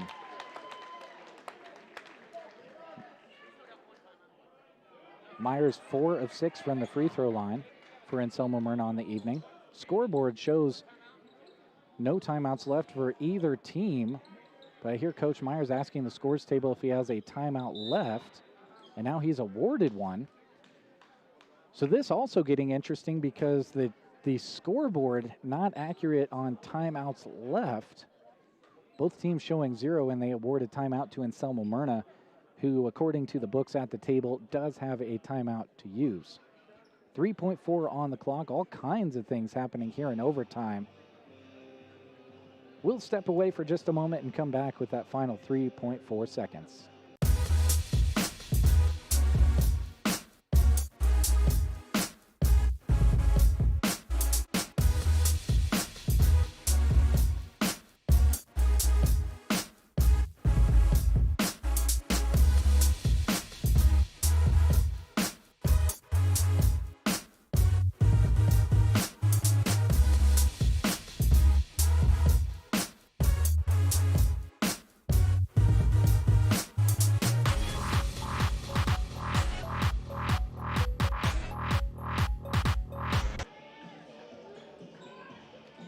in that girls game that we were talking about, a victory for South Loop, 48-31 over Cody Kilgore.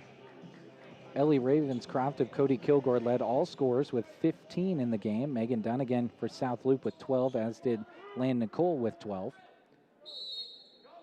Here comes the final 3.4 of overtime here in this one, and Selma Myrna gets it into Quentin Myers, who just tucks the ball and is fouled by Alex Schoen. 1.3 on the clock, and Myers will go to the line to essentially put this one on ice. And Selma Myrna backs out all of their rebounders, and South Loop, if that technical that I was talking about earlier was for that reason, has no timeouts to talk things over with this final 1.3. And now with that make, it's a 4-point game, and this is looking like it's going to be an Selma Myrna victory here in the quarterfinals of the MNAC Basketball Tournament 2021. Myers goes 2 of 2 that trip. He's hit 4 of 6 free throws here in overtime, as the shot at the buzzer from Colby Smith is no good. It's a victory 50-45 for Anselmo Myrna. They will move forward in the MNAC bracket. We'll take a break. When we come back, we'll get you set up for our second contest between Sandhills Valley and Arthur County right here on our streaming platforms at KCNI KBBN, which involve YouTube, Twitter, and Facebook as well. We'll just take a quick break. When we come back, we'll have a look at some of the stats and get set up for the pregame of our next contest. Stay with us right here on YouTube, Facebook, and on Twitter.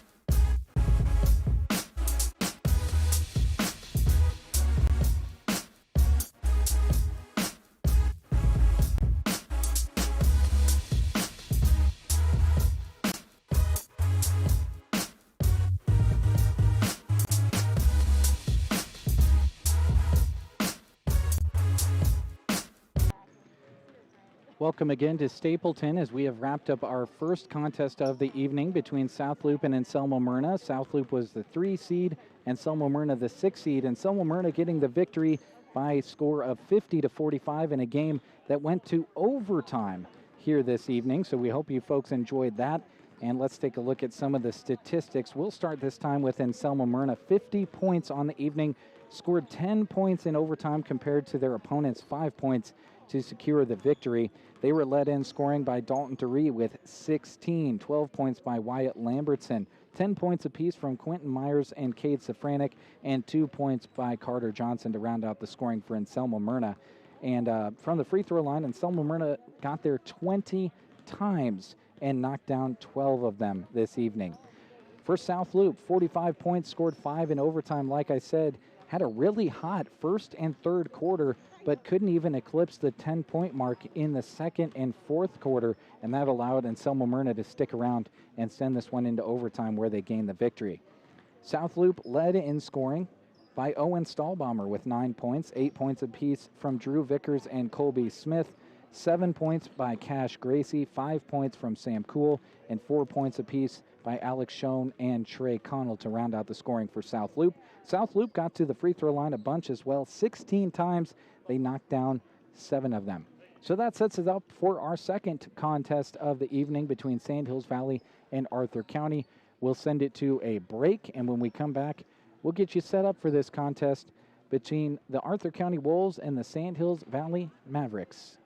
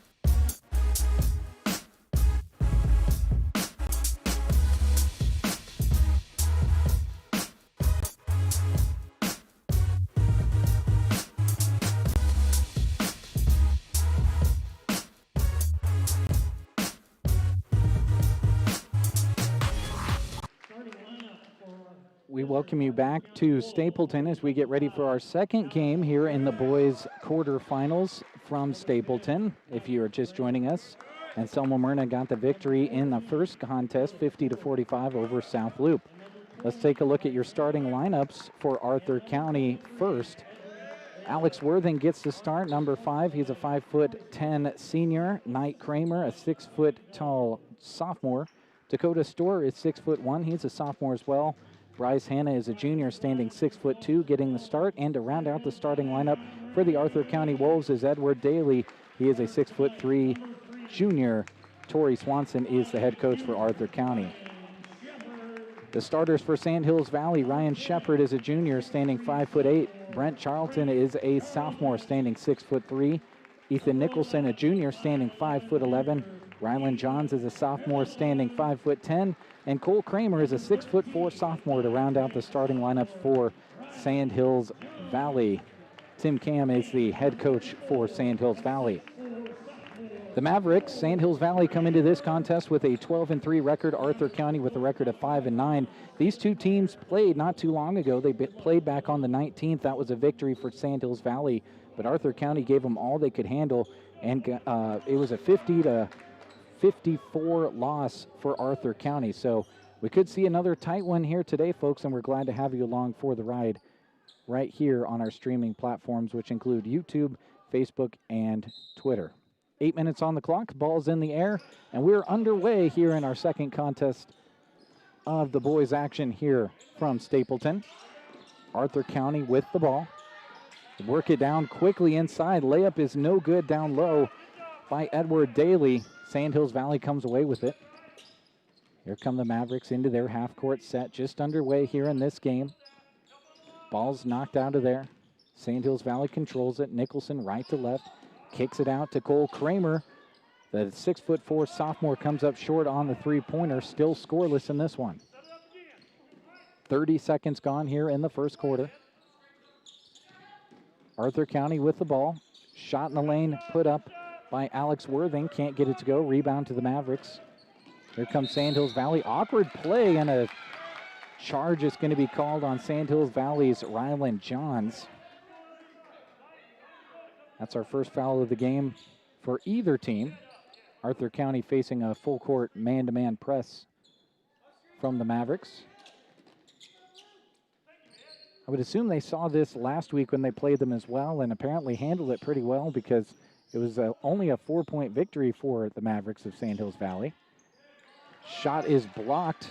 The attempt from Dakota Storr is no good. But the ball leaks out to Arthur County, and they retain possession. A minute gone here, and still scoreless in the first quarter. And the ball's poked out of bounds, but last off of Arthur County. Here come the Mavericks. Ryan Shepard controls it. He'll do a majority of the ball handling for the Mavericks. Gets it off to Johns on the far side. Johns, a crossover, pulls up at the free throw line, left it short. Rebound is pulled down by Arthur County's Bryce Hanna. Here come the Wolves looking for the first score of the ball game. A pull-up from the free throw line is good by Alex Worthing to get the scoring started for Arthur County and both of these teams. 6:20 to go here, first quarter. Sandhills Valley looking to answer. Jumper from 15 is no good from Ethan Nicholson, but on the follow-through, we've got a foul called. So he'll go to the line for a couple. They say that foul occurred during the shot. That'll be the first foul on Alex Worthing of Arthur County.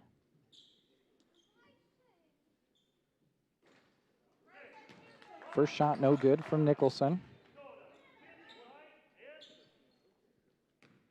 He'll get a look at a second now. And Nicholson left this one short, able to track down his miss though, and gains another possession for the Mavericks. Shepard, no-look pass. Discussion on whether or not Arthur County's Bryce Hanna touched it. The official thought that he had heard it. Comes together with the other official. He says there was no touch, so it is Arthur County ball now. Good job by the officials coming together and coming to a decision together. Now here comes Arthur County. It's a one-on-one. Hannah the other way, puts up the shot and gets it to go. Good drive by Hannah to get the score. Really put the defense on their heels. 4-0 is our score in this one. Sandhills Valley can't answer.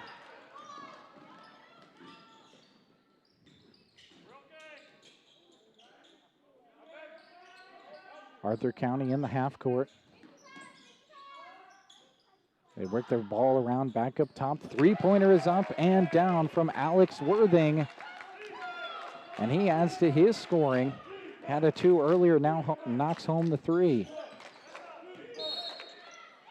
And we've got a carry called. That's going to be a turnover against Sandhills Valley. So the Mavericks really kind of struggling here early, and we've got a timeout from them. They want to talk things over and come out of the timeout with a little more fire. They trail 7-0 to Arthur County here early in the first quarter on YouTube, Facebook, and Twitter. Thanks for tuning in.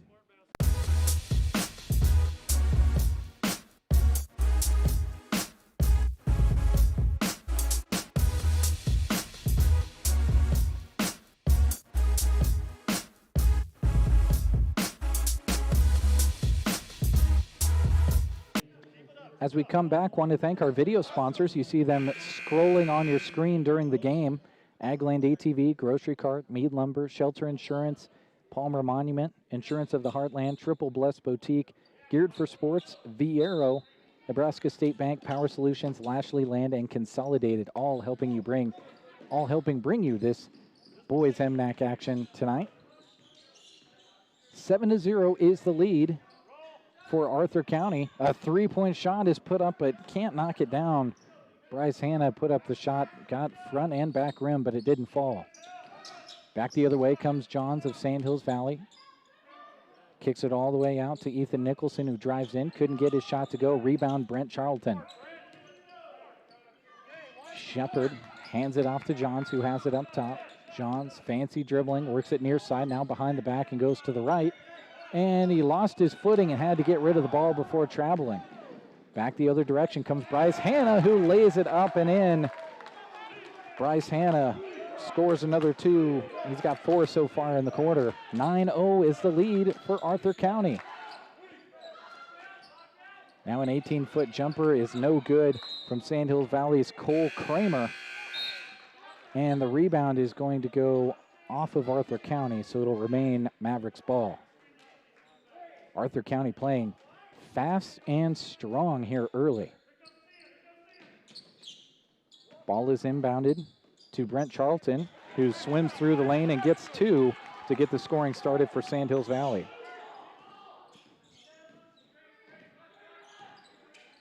9-2 is your score. Arthur County in the lead. Now it's a 3 from Worthing, and he knocks this one home.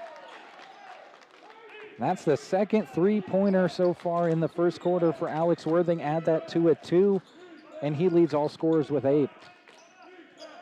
Sandhills Valley looking for some good, easy shots, but the defense from Arthur County is making them settle for those long jumpers. Burnside into the game for Sandhills Valley. Kicks it off to his teammate Kramer. Can't get the three-pointer to go from the top of the key. Rebound to the Wolves. They want to push. Alex Worthing, head full of steam, leaves it for his teammate. It's blocked out of there by the sophomore Cole Kramer. Looked like a volleyball spike as he came over and sent Knight Kramer's shot back at him.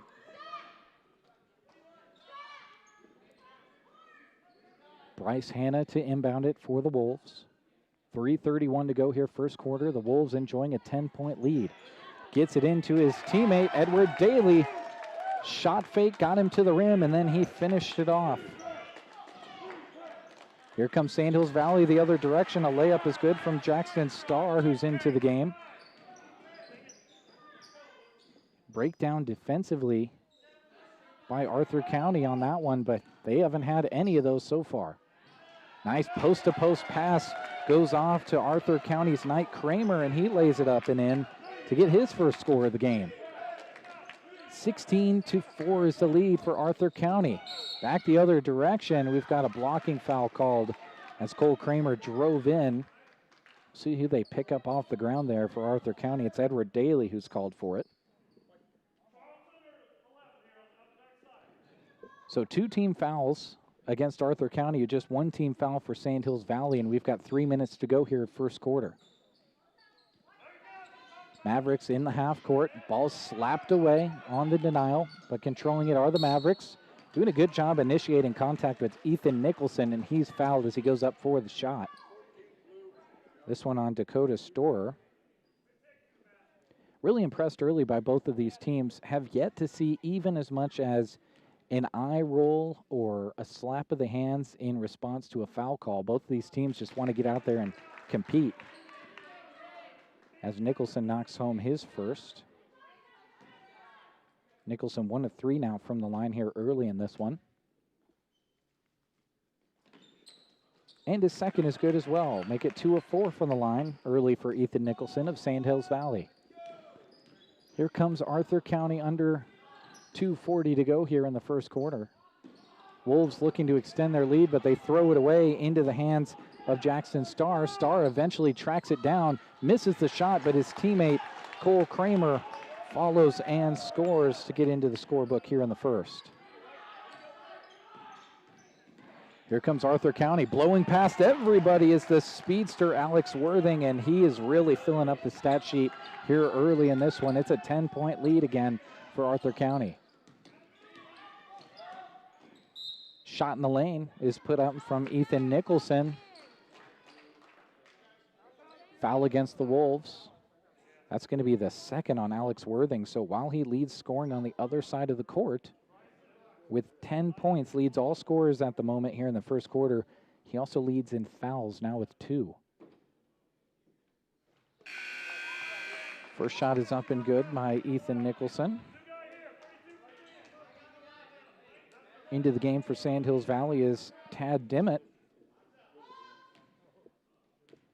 For Arthur County, Lance Vasek comes into the game.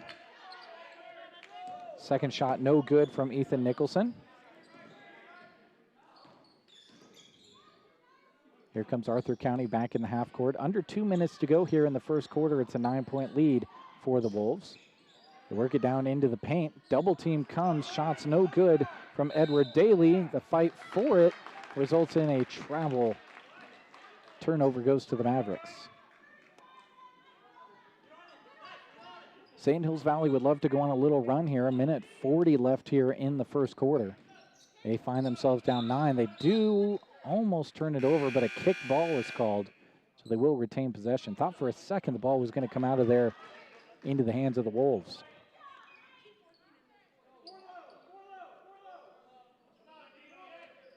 Sand Hills Valley to inbound it. Looking for someone is Nicholson. They work it up top to Burnside. Burnside fires for 3, can't get it to go. Good position on the rebound by Arthur County's Dakota Storer. They work it up quickly. Shot is put up and in by Edward Daly. They call this one on the floor, so the shot is no good. It'll be an inbounds play from the baseline. 3-pointer on the way, no good from Arthur County's Cable Weichert.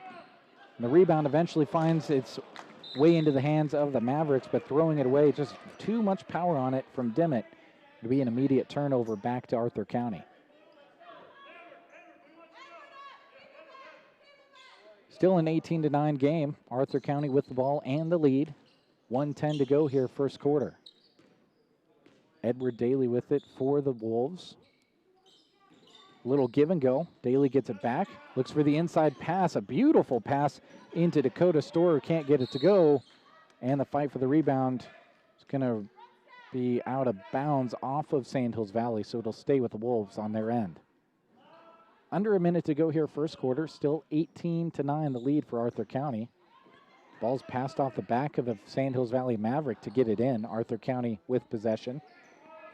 With it up top, Bryce Hanna. Dribbles, spins, kicks it out. They work it down low to Edward Daly. A little fade away from 5 feet is no good. Rebound to the Mavericks. Here comes Burnside with it. Works it up to Nicholson, who drives in, pulls up from 5, and gets it to go. Another 2 for Nicholson, his first scoring that has not come from the free throw line. 30 seconds to go here, first quarter. Arthur County with it. Bryce Hanna backs it out and calls out the play. Arthur County looking for one final shot. Daly with it, far side. Daly drives in, is cut off, puts up the shot and scores 2. Good looking drive there from Edward Daly to get his 3rd and 4th points. 10 seconds remains for Sand Hills Valley. Driving in with a head full of steam and out of control was Jackson Starr. That's going to be a charge on him. Good job getting back by Arthur County to draw that foul. Now they've got 6 seconds to work with. Certainly can get up the floor. But the ball's tipped away into the hands of Sand Hills Valley, and scoring it is Jackson Starr. So he makes up for the charge by getting the ball back on a steal and scoring right before the end of the first quarter and making it a 7-point game. So Arthur County leads it 20-13. Back after this with the second quarter right here on our streaming platforms, which include YouTube, Facebook, and Twitter.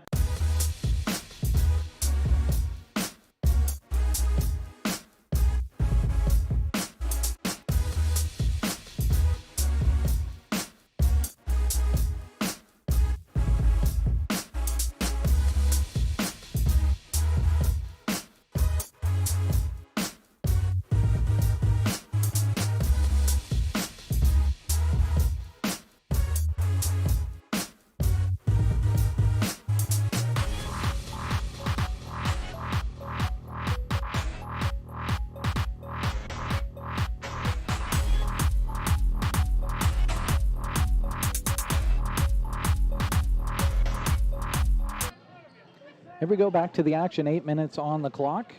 Again, our first contest was a good one. Went to overtime between Anselmo Myrna, the 6 seed, and the 3 seed South Loop. It was a victory for the Coyotes of Anselmo Myrna, 50-45. We're now in our second contest. St. Hills Valley with the first possession of the second quarter, and it's a 2-point shot from the free throw line from Tad Dimmitt as he gets into the scorebook with that one. Here comes Arthur County. 5-point lead now is what they hold.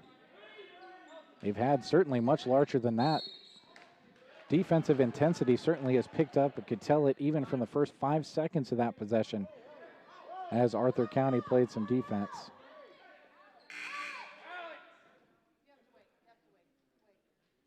No check-in allowed this time.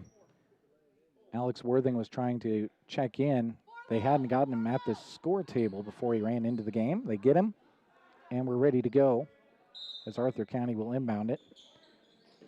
That was a foul, by the way, on Sand Hills Valley's Jackson Starr. It was his second as the Mavericks come up with the turnover. Starr controls it. Hands it off to Burnside. Burnside left to right. Loses his dribble. Hands it off to Dimmitt. Dimmitt pressured and fouled. Initial contact there was on the ball, but on the follow-through, it certainly was on the arm. And this one called on Dakota Storer for Arthur County, his second. Both teams a couple of fouls away from the bonus, but just a couple. Plenty of time here in the second quarter. If we have a couple of fouls here soon, we'll be shooting a lot of free throws. Dimmitt. Nice, beautiful pass to Jackson Starr, who lays it up and in for the easy 2.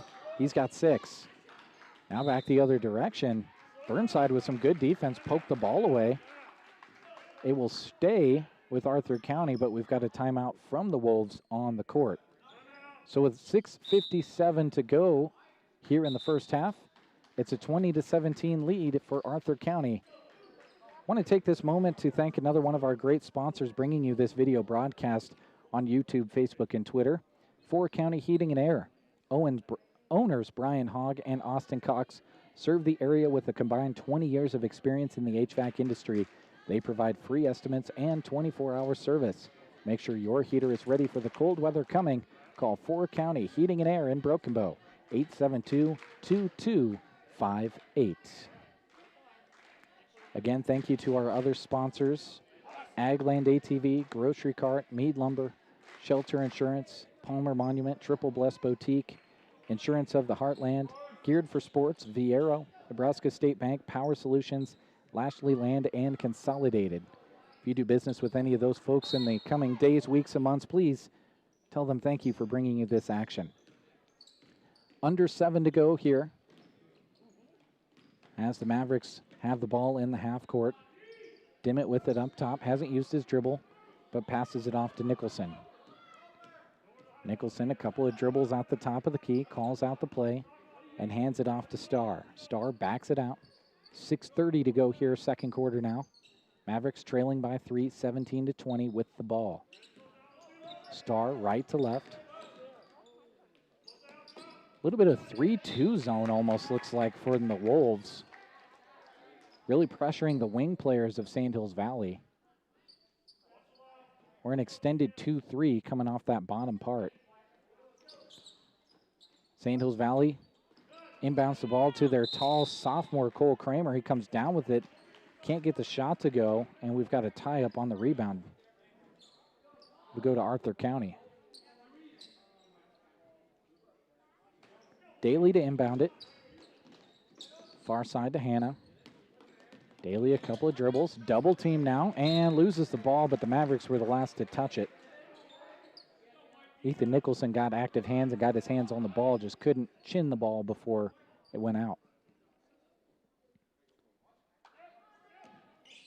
Here come the Wolves to give it another try, and they're just going to break the press with the dribble of Alex Worthing. Dribbles all the way down, leads it for his teammate Lance Vassa, but he can't get it to go. Rebound Mavericks. Running the whole court is Cole Kramer. Wow, the talented 6'4" sophomore just dribbles all the way in and scores. That's impressive.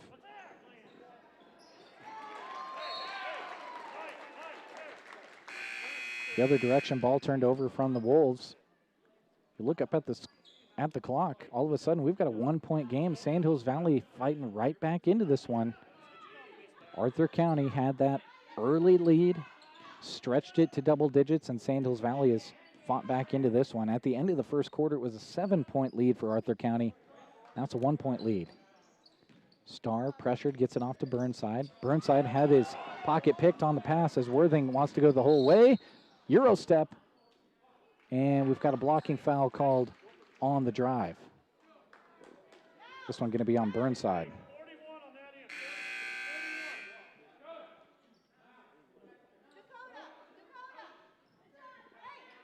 That's going to be his second as the Wolves get ready to inbound it. Arthur County runs the inbounds play. It's going to be a three-pointer in the corner, left short by Arthur County's Knight Kramer. Rebound to Sandhills Valley. They can take the lead with a score this trip. Burnside tries to get it into Kramer, just let him a little bit too much. Tough to make the bounce pass there with the strong defense of Arthur County. Tate Vassa was fronting Cole Kramer. That would have been a small window.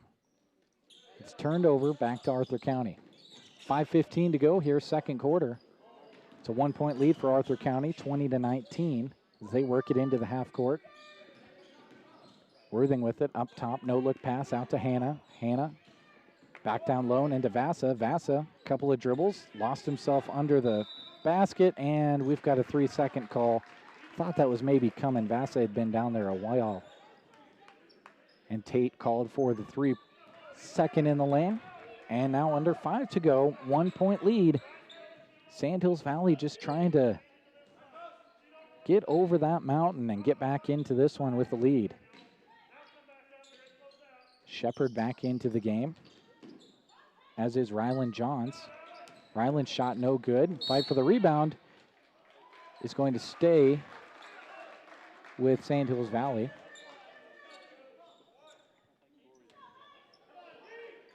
Inbounds for Nicholson. Gets it into Kramer. Nicholson and Shepard play a little bit of catch before Shepard brings it back up to the top. High post look for Charlton. Didn't like what he saw, and now Shepard double dribbled with it. It's kind of an awkward play. Shuffle of the feet. Awkward looking dribble too. Turnover, whether it be a double dribble or a travel. 4:15 to go. Stuck on 19-20 still. Been at this score for a while. Wolves of Arthur County still with the 1-point lead. Looking for more points, though. It's going to be a 3 in the corner from Worthing. His shot's no good. Fight for the rebound is going to go back to Worthing, who's aggressive, goes right back after the hoop, and scores it for 2. Back the other direction. Kramer fouled hard. I believe that was Vasa. Yep, it is. He commits the foul, but he gets his money's worth for it. Cole Kramer, tallest player on the court, but he beat everyone down the court with those long strides. He'll get a look at 2 from the line. Kramer's first shot, no good. That last 2, by the way, from Arthur County, from Alex Worthing last trip down, was their first scoring here in the second quarter. 6 points have been put on the board by their opponent, Sandhills Valley. Make it 7.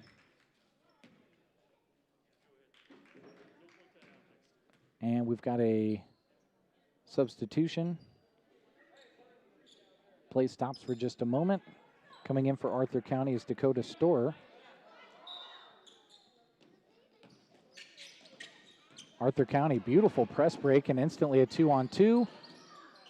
Ball goes over to Storer, who just checked into the game, and he scores it on the layup. Beautiful pass from his teammate Worthing. A 4-point lead again for Arthur County, giving Sandhills Valley all kinds of offensive firepower here early. 15-foot jumper is no good. Getting his own rebound is Ethan Nicholson. Now the Mavericks back in the half court again. Shepard going to pull for a deep 3. Side rim, no good. Rebound finds its way out to Kramer. Kramer around the back pass to his teammate. Nicholson called for the 3-second call in the lane. So now we've seen 2 of those called, so both of these teams need to be aware of that. Each of them called for it once. The officials are keeping an eye out for it. Worthing brings it into the full court and turns it over to Kramer. Kramer tracked down from behind, and the ball's poked out of bounds. He'll stay with Sandhills Valley. Lots of contact after the ball had been separated from Kramer's hand. No call, though, and it remains with the Mavericks. 3:02 here in the first half remaining.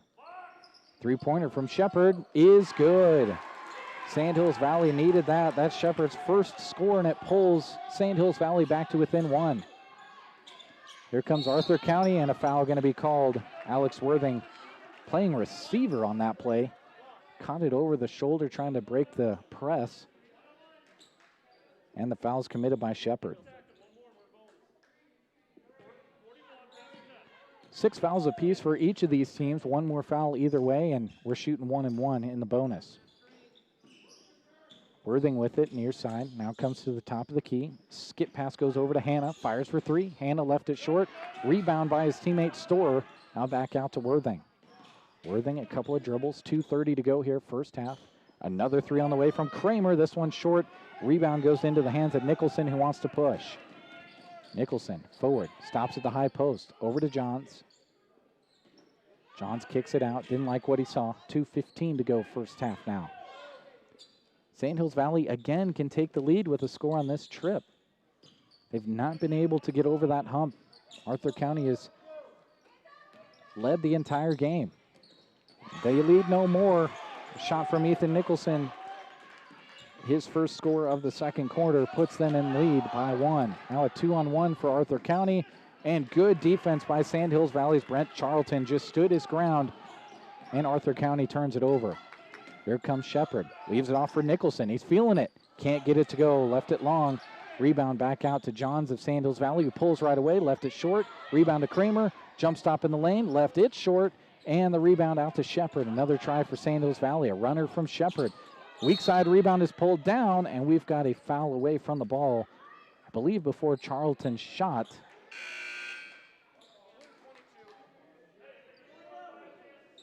This is going to be called on Arthur County's Tate Vasa, his second.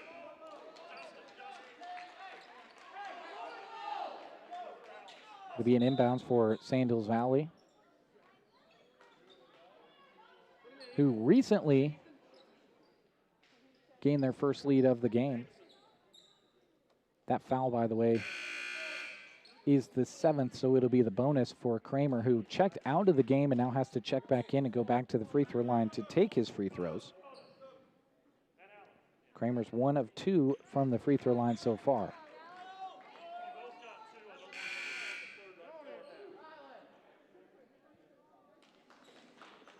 Kramer to the line. Substitutions galore in and out here with 1:26 to go here in the second. Both teams may be trying to not have players pick up a cheap foul here as we head to halftime, as Kramer knocks home his first.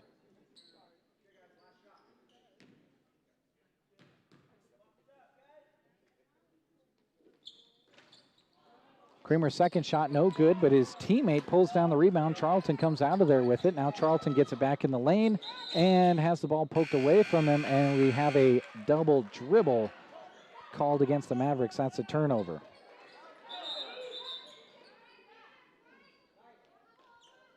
.120 on the clock.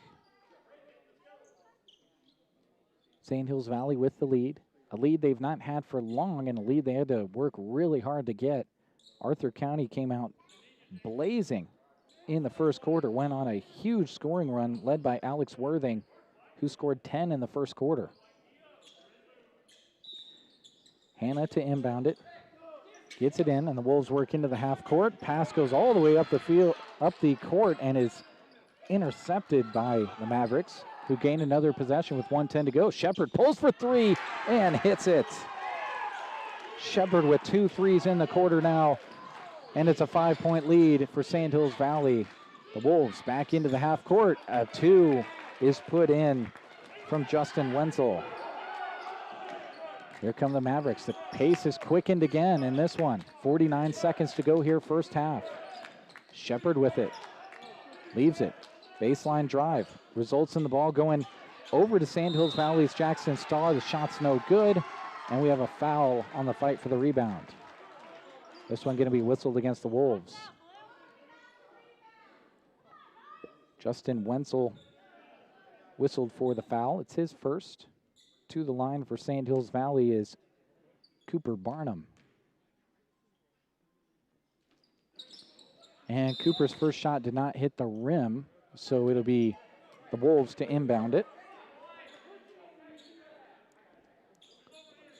39.7 on the first half clock. St. Hills Valley now with a 3-point lead. Arthur County with the ball. Here come the Wolves. Looking for something. Tight defense being played by St. Hills Valley, and we've got a foul called by the far side official. Ryan Shepard providing a lot of defensive pressure. Was doing a good job at the start there, but just followed through with the contact at the end. And now the Wolves have reached the bonus as well, so this will be a 1-and-1 for Wenzel. Wenzel's first shot up, no good. Rebound to St. Hills Valley. 28 seconds to go. Shepard quickly ahead for St. Hills Valley. They work it back out to Barnum. Barnum, far side corner. Pressured, lost his dribble, and has his pass intercepted. Knight Kramer comes away with it. Now they turn it over. St. Hills Valley back the other way. A double clutch layup is put in by Ethan Nicholson of St. Hills Valley, and he's pumped after that one. Here comes Arthur County. Down 31-26. Struggling with the pressure of the Mavericks. 1 second on the clock. Shot is up and no good from Arthur County's Edward Daly. Wow, what a pace as we head to halftime. St. Hills Valley leads at 31-26. We'll add up some of the numbers and get you set up for the third quarter right here on YouTube, Facebook, and Twitter from KCNI, KBBN Radio in Broken Bow.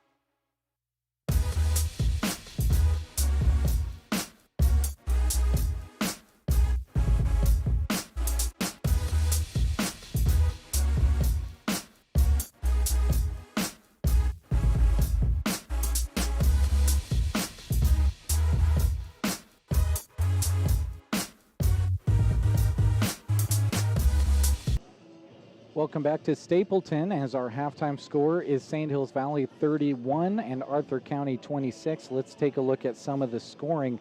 We'll start with the visitors on the scoreboard. That is Arthur County. Came out of the gates super hot, led by Alex Worthing, who had 10 points there in the first quarter. Scored 2 in the second quarter to round out his 12. He leads all scorers in this one at the half.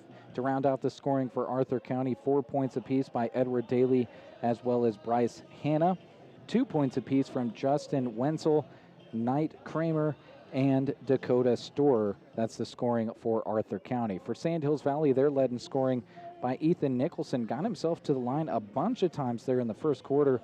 Got himself there 6 times. Also knocked home 3 shots from the field for his 9 points. 6 points apiece from Jackson Starr as well as Cole Kramer and Ryan Shepard. And then 2 points apiece for Tad Dimmitt as well as Brent Charlton. That rounds out the scoring for Sand Hills Valley. Sand Hills Valley really got in charge of their scoring woes from the first quarter. Now, it might not look like they were having scoring woes, but when your opponent is pouring in buckets like Arthur County was, it can really feel that way. Sand Hills Valley with 13 points in the first quarter and 18 in the second quarter. Let's take a look at the brackets. First, we'll stay here on the boys' side of the MNAC. You see down there on the bottom right-hand side of your bracket, that was the contest that was our first game here this evening. If you were here for that one, you were in for a good treat. It was a battle between the 3-seed South Loop and the 6-seed in Selma-Myrna, and Selma-Myrna got the victory in that one in overtime, 50-45. They advanced to play the winner of this game, which we are currently viewing between Sand Hills Valley and Arthur County. So we'll see who and Selma-Myrna is going to be facing in the semifinals, which, by the way, are going to be on this video stream right where you're watching it, as well as KBBN 95.3 FM on your FM dial. You can also stream that audio, but if you got the video stream and you can see it, we'll have that available to you from North Platte Community College. In fact, we'll be joined by the teams on the other side of the bracket as well, and we'll have their semifinal over there on the left-hand side as well. And then we move to Saturday, where the third-place consolation game will take place, as well as the championship. All of it in that yellow highlighted area. All of it will be here on video stream and on the radio. Now let's take a look at the girls' bracket over on our sister station. The blue area of the bracket you're viewing on your screen right now is what we have on 95.3 FM. And Selma-Myrna and Twin Loop doing battle right now over there on KBBN. Earlier this evening, it was South Loop getting the victory over Cody Kilgore to advance. They await the winner of the Selma-Myrna and Twin Loop game, much like the situation we have here on the boys' side in Stapleton. And then again, you'll see that middle part of the bracket highlighted yellow. That means that we will cover all of those semifinal and final, as well as the third place game right here on our video stream on YouTube and Facebook and Twitter, as well as on the radio on 95.3 KBBN. So we hope you tune in. If you're unable to make it to that action in North Platte, one of those ways with us here at KCNI KBBN. All right. Do want to thank Cody, who's watching. He was in the comments, gave us a couple of updates on the Southwest Conference tournament that's going on. Those first round games going on in the boys' side in Ogallala, Ainsworth, McCook, and Broken Bow. The top seeds in that first round are hosting. And then going forward, everything will be hosted by Kearney High School. So thank you very much for those comments, Cody. Haven't had much time to peruse the interwebs to see those scores while doing the broadcast here. So I appreciate you keeping us informed there. We had both Broken Bow games, the girls and the boys games, on KCNI Pure Country for you this evening. I'm not sure where they stand on those contests at this time.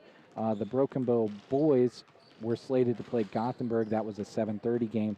The Broken Bow and Cozad girls game was to start at 6 o'clock.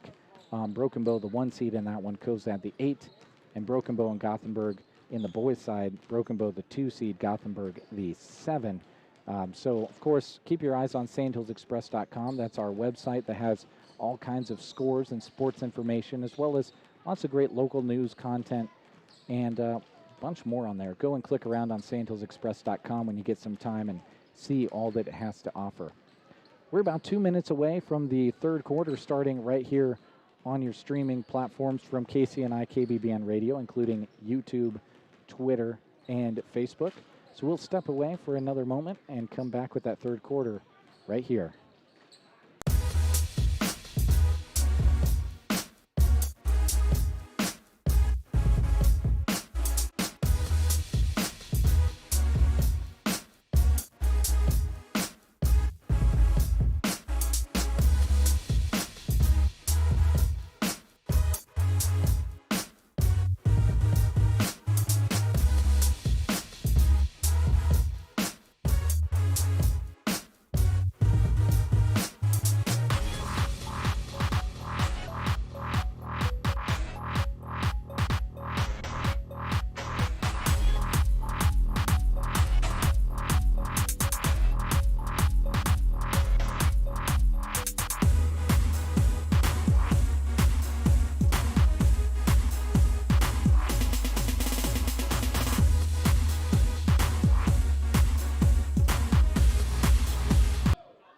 Both of these teams so ready to get back into action that they stop the clock with 53 seconds remaining at halftime and put the 8 minutes up. And we're ready to go. Sandhills Valley will have the opening possession here in the third quarter. Again, Sandhills Valley comes into this one with a record of 12-3. Arthur County with a record of 5-9. But when these teams played last week, it was a 4-point victory for Sandhills Valley, so a close game. We've got another one here. Sandhills Valley with the ball in the half court. High post look for Brent Charlton. He swims his way around, spins, and gets 2 to go. Here comes Arthur County. Things were a little frantic for Arthur County offensively there to end the first half, and that's because of the defensive pressure of Sandhills Valley, which you saw right there as Shepard got the steal. They work it quickly ahead to Ryland Johns, who knocks down the 3, and now just like that, it's a 10-point lead for Sandhills Valley. 50 seconds gone here in the third quarter. 36-26 is your score. Ball was poked away by Sandhills Valley. Arthur County retains possession. Hannah with it. Holds up the ball, now hands it off to Worthing. Worthing, a couple of dribbles back over to Hannah. 1 minute gone here in the third. Hannah, fancy dribbling, now the double team. Nice little touch pass. Foul is called first. Dakota Storer had a hand in his back. This one going to go against Sandhills Valley's Brent Charlton. That's his first. Hannah to inbound it for the Wolves. Has the ball, slaps it. Little 10-foot jumper up and no good by Arthur County. And here comes Sandhills Valley back the other way. Shot is put up, no good. Lots of contact, no call either way on the shot from Kramer. Here comes Arthur County back the other direction. 6:40 to go, third quarter. 10-foot jumper is put up by Dakota Storer, no good. Rebound from Hannah on the weak side, and he puts it back up and in. Much needed 2 points for Arthur County. Back to a single-digit game now. 8-point lead for Sandhills Valley as they control the ball. Nice pass goes in to Shepard. It's off of Shepard and back to Arthur County. Good defensive stop there from the Wolves.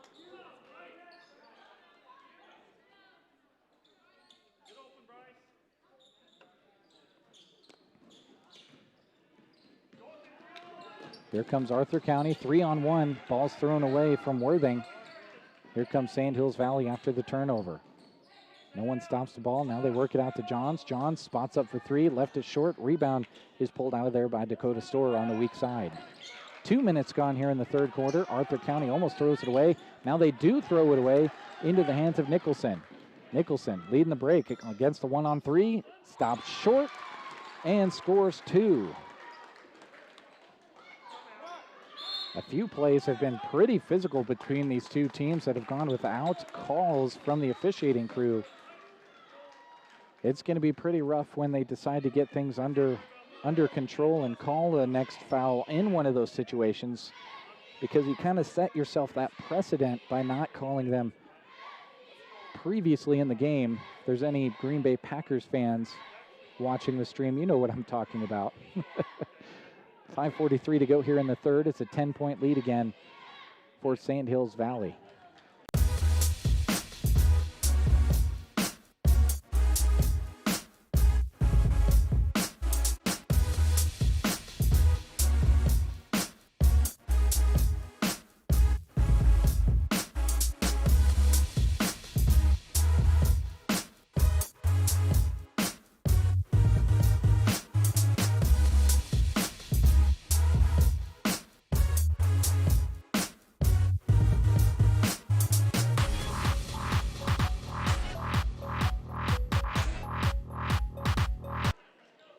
Welcome back to Stapleton. 5:43 on the third quarter clock. Sandhills Valley outscoring Arthur County here in the third by 5. Arthur County with the ball. Worthing will bring it up. Worthing a little give and go. Ball's off his hand, but it's thrown right back into him. The reverse layup is good. Good job sticking with the play by Alex Worthing. Scores 2 for the Wolves, who get back on defense now. Shepard with it, far side for Sandhills Valley. Dribbles into the corner, nap back out. Johns with it. Kicks out to Shepard, who pulls for 3. Shepard left it short. Rebound is pulled down by Hannah. Hannah leads the break for Arthur County. Sandhills Valley doing a good job of getting back. I feel like without seeing the game that they played last week, Arthur County was having much more success getting into fast break situations against Sandhills Valley. That's what's being indicated to me by Sandhills Valley really doing a good job of getting back. Score that time down again by Alex Worthing. That's 2 in a row. Johns wants to answer with a 3 and does. That's his second of the quarter. 6 in the quarter alone by Rylan Johns. Here comes Arthur County back the other direction. Shot is up and no good by Bryce Hannah. Arthur County controls the rebound. Pass through a window by Alex Worthing is picked away, but a jump ball was called before Sandhills Valley rips it away, so it'll stay with Arthur County. To inbound it, Hannah gets it off to Worthing. Worthing puts his head down. Floater in the lane, no good. Tracked down by Edward Daly. Daly puts his head down, can't get the shot to go. This time the rebound pulled down by Kramer. Here comes Sandhills Valley. Johns has numbers, but Sandhills Valley not quick enough, and the Wolves get back on defense and force a half-court set. 4:05 to go here, third quarter. It's a 41-32 lead by Sandhills Valley. Make it 43-32 as Kramer, a good flash towards the basket to score 2. Beautiful pass from his teammate.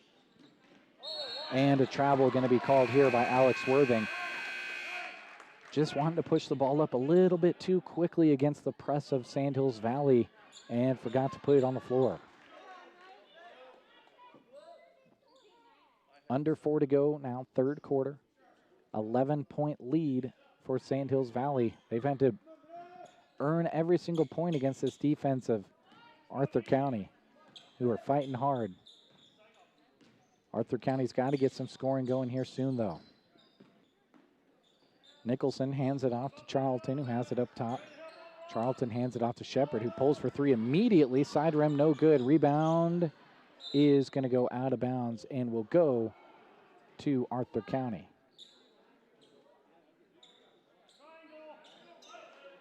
Again, the pressure going to be applied by Sandhills Valley.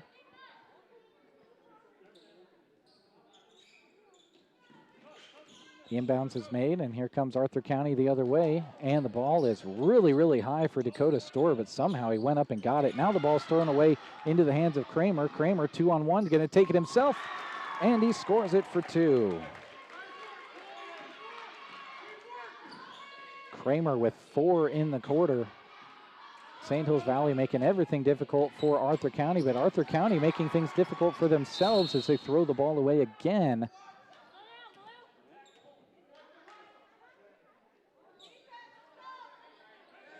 Now a tie ball. Jump ball is going to send the ball back to the Mavericks with 3:04 to go, third quarter. Sandhills Valley extending their lead.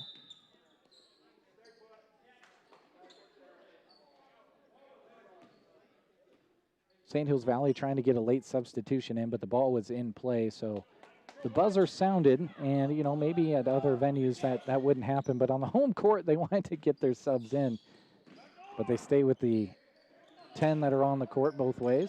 Sandhills Valley with the ball. Ball's picked away and brought out of there by Worthing. Alex Worthing will bring it up. 2:45 to go, third quarter. His team down by 13. Arthur County looking for something towards the rim. Ball is blocked out of there by Brent Charlton. Nice block for Sandhills Valley. Johns with it over to Shepard. Shepard going to pull again. Left this one short as well. It rolls over the top of the rim. Rebound to Arthur County. Arthur County desperately needs a score, and there's a foul committed. Heard the skin from this side. Shepard doesn't agree with it, but I heard this slap from over here. So it'll be an inbounds for the Wolves on the far side as those substitutions come in for Sand Hills Valley. Burnside into the game, as is Dimmitt. Also saw Jackson Starr run into the game, and for Arthur County, Cable Weichert into the game. Arthur County with the ball, looking to cut into this 13-point lead. The scoring has come at a premium for Arthur County here in the third. They've just got 6 in the quarter. Sand Hills Valley really digging in defensively. And Kramer comes away with the steal for the Mavericks. He'll lead the break at 6'4". The sophomore stopped on the block. Leads it to Dimmitt. Dimmitt hit on the arm. Shot no good. Rebound pulled out of there by Sand Hills Valley. Going right back up with it was Jackson Starr. Left it long. Rebound to Arthur County. Worthing leads the break. Now gets it back. 3-point shot is up. Left short. Rebound to Sand Hills Valley. Arthur County kind of falling apart offensively now. Starr with it, hands it off to Nicholson. 1:30 to go here, third quarter. 13-point lead for Sand Hills Valley, in no hurry to do anything. Dimmitt says, forget that. I'm just going to pull for the jumper from the free throw line, and he gets it to go for 2. Now a turnover into the hands of Sand Hills Valley, and Burnside lays it up and in. And things really lining up on the scoreboard for Sand Hills Valley now, in Arthur County lucky to even get a shot at the basket. As a charge is called on Edward Daly, and he lowered the head and the shoulder. Daly kind of with a smirk on his face as he comes back. I don't know if that's a smirk saying I don't agree or a smirk that says, man, I got caught. But either way, you lower the shoulder and the head and tuck that ball in like a running back, that's going to get called. Under a minute to go. Pulling for 3 is Sand Hills Valley's Ethan Nicholson, and he knocks it home as well. That's their third 3-pointer here in the third quarter alone. In the front court, it's Arthur County looking for any kind of score as they've gone cold here in the third quarter as their opponent has heated up. Free throw line jumper is banked in by Dakota Storer for 2, and that stops the drought.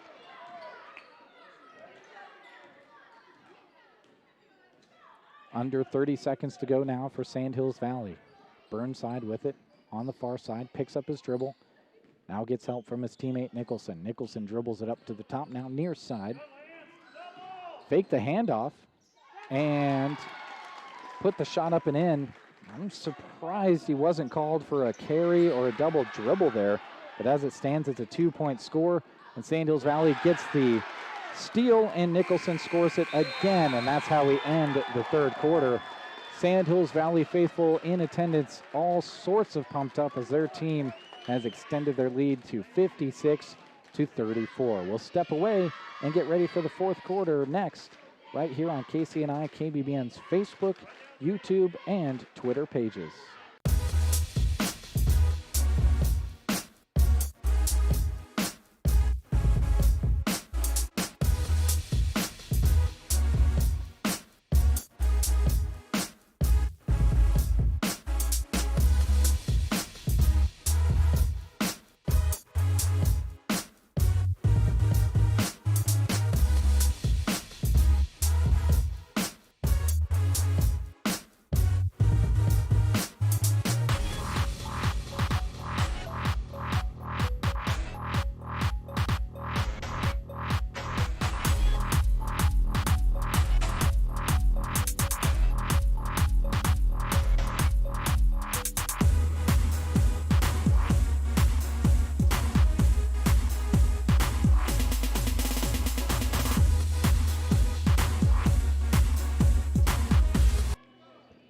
Welcome back to Stapleton as we head to the fourth quarter.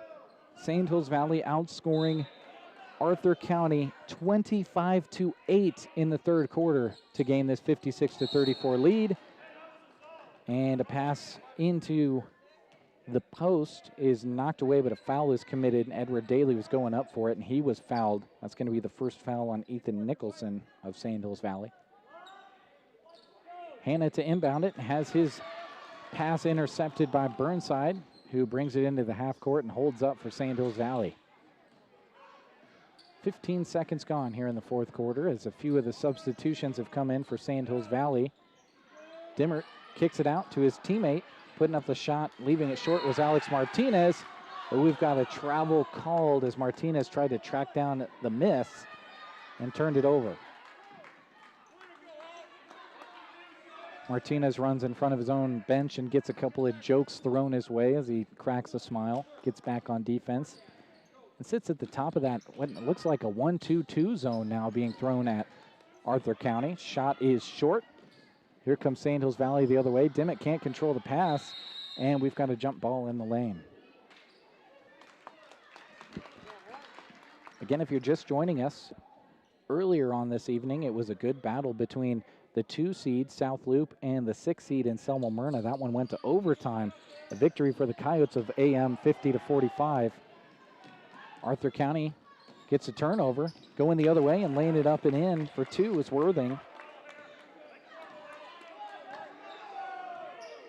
20-point lead now for Sand Hills Valley. Arthur County is going to have a fourth quarter of scoring like their opponent had in the third if they want to get back into this one.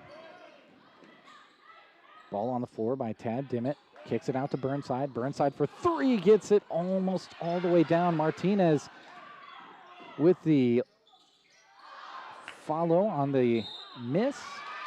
Gets the rebound. A couple of shots inside put up by Ethan Nicholson. His second shot up results in a foul. That's going to be the third foul on Dakota Storer. He's the first Arthur County Wolf, by my mark, to pick up his third foul. First shot from Nicholson is up and no good. He'll get a look at a second. Alex Martinez will get a rest.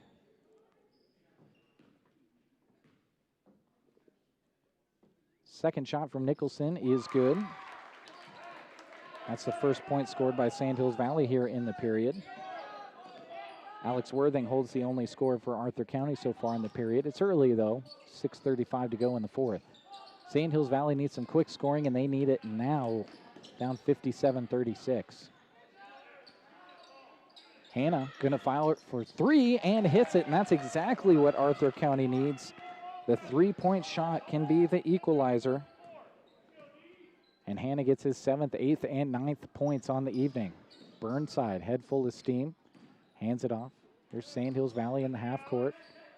Approaching 6 minutes to go here in the fourth. Dimmitt looking for some room down in the lane. They work it out to Kramer. Sand Hills Valley certainly in no rush to shoot the ball, as they've got a comfortable lead, but driving all the way in and getting to the rack was Jackson Starr. Nice looking drive there from Jackson. Here comes Arthur County, and the ball is thrown away by Knight Kramer. Thought he was going to have his teammate Alex Worthing over there, but Alex went for the cut. And when Kramer threw it, he was already gone. Sand Hills Valley's ball, and Burnside breaks everyone away. Can't get the shot to go. Rebound to his teammate Kramer, who lays it up and in. Burnside just ran a receiver route, and the inbounder hit him perfectly, just couldn't get it to go, but Kramer did on the follow. 5:26 to go here, fourth quarter. Another turnover, Arthur County. Here comes Sand Hills Valley back the other way, stopping short and firing from 10 feet out was Ethan Nicholson. Shot no good. Rebound finds its way out to Burnside, and we've got a foul called on Burnside's drive. This one going to be called on Edward Daly. That's his third.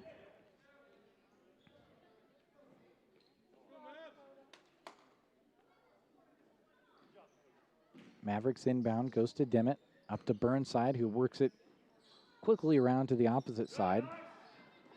Ball's almost poked away by Arthur County. Here come the Mavericks. Dimmitt gets it down below. Somehow getting the pass through was Nicholson. Beautiful pass, and Dimmitt doing good to go right up with the shot, but they call the foul on the ground before the shot, so it'll be an inbounds.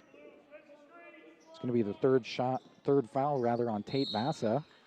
Now we've got another foul called as the Mavericks go up for this shot. This one will not be on the floor. It'll be a shooting foul. And quickly, that's the fourth foul on Tate Vassa.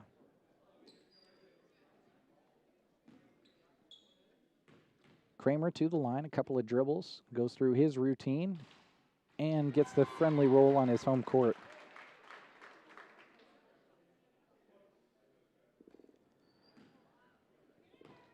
Cole Kramer, the 6'4" sophomore, puts up the second and gets the friendly roll, almost an identical shot that time around. It goes 2 for 2 that trip. Under 5 to go. It's got to be the long, skinny gas pedal on the right for Arthur County now. Shot is up and no good from Hannah. Rebound to Kramer. Kramer falls on the ground, and we've got a travel called as Kramer fell right on top of the ball. No one else had possession. So it'll stay with this end of the court to Arthur County. Kramer will get subbed out.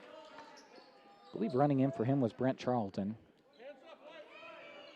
One substitution for Arthur County as well as Jamison Dye comes into the game. And Sandhills Valley's Jackson Starr comes back into the game as well. Quarterfinals of the MNAC here this evening. Putting up a 3 immediately after coming into the game is Jamison Dye. Can't get it to go. And we've got a foul called on the fight for the rebound.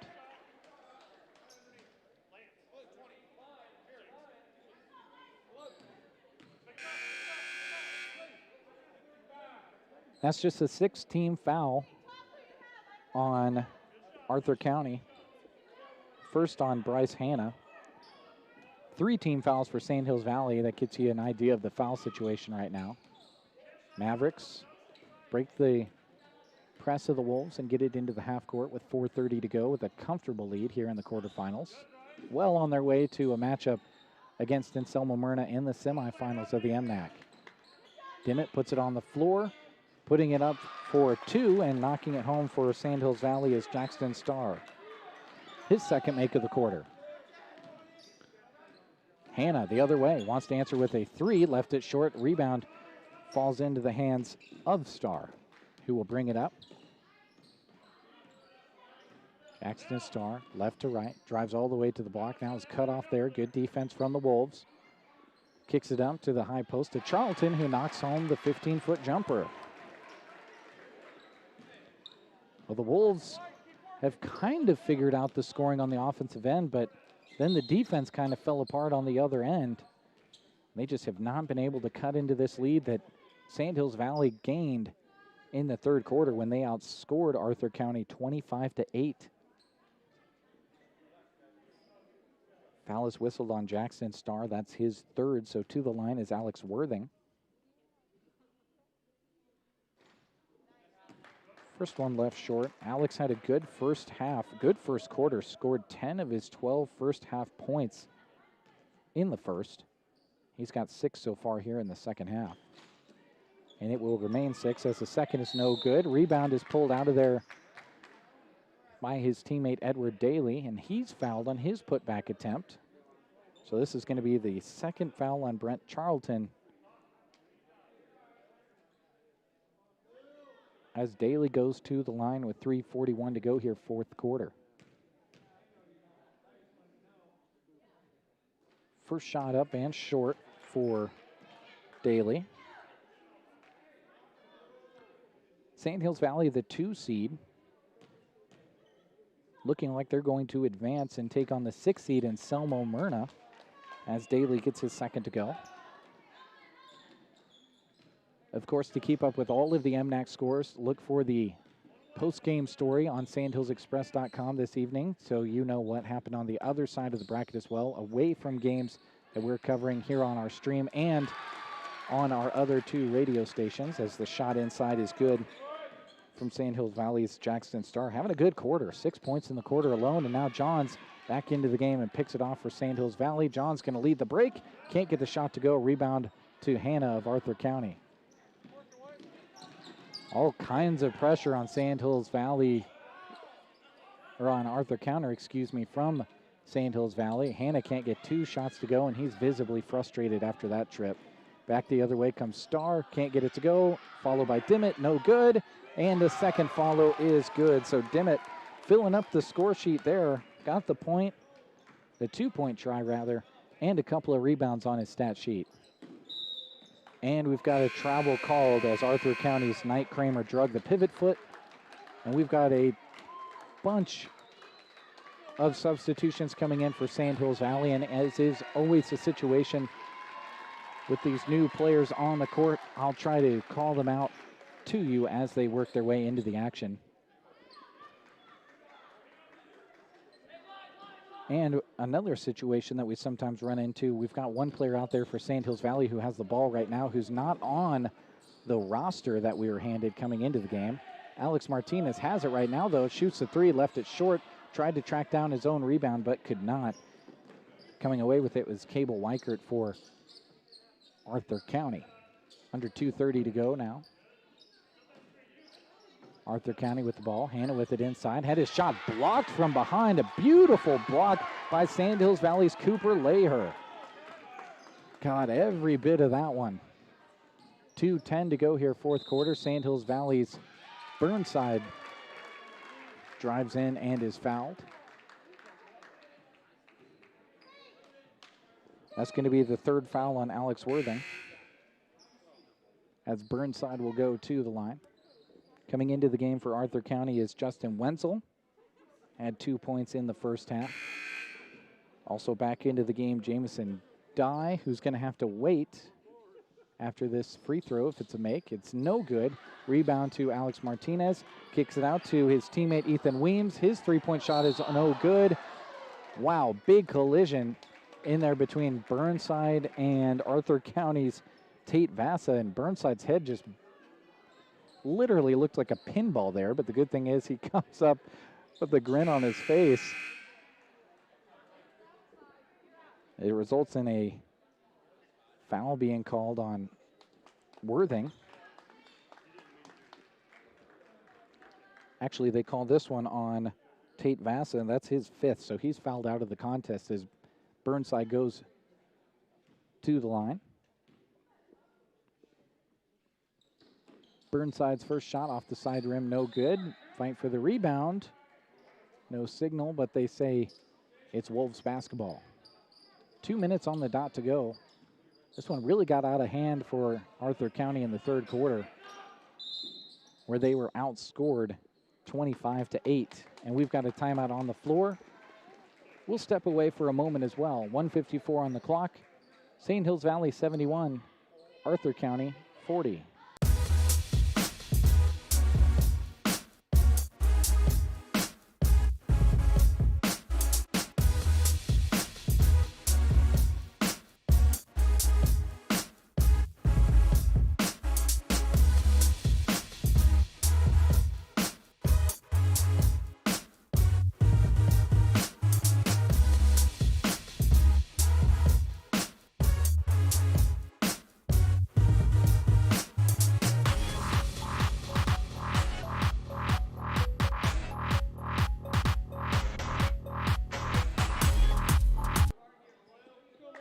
Here we go for the final minute 54 here in Stapleton.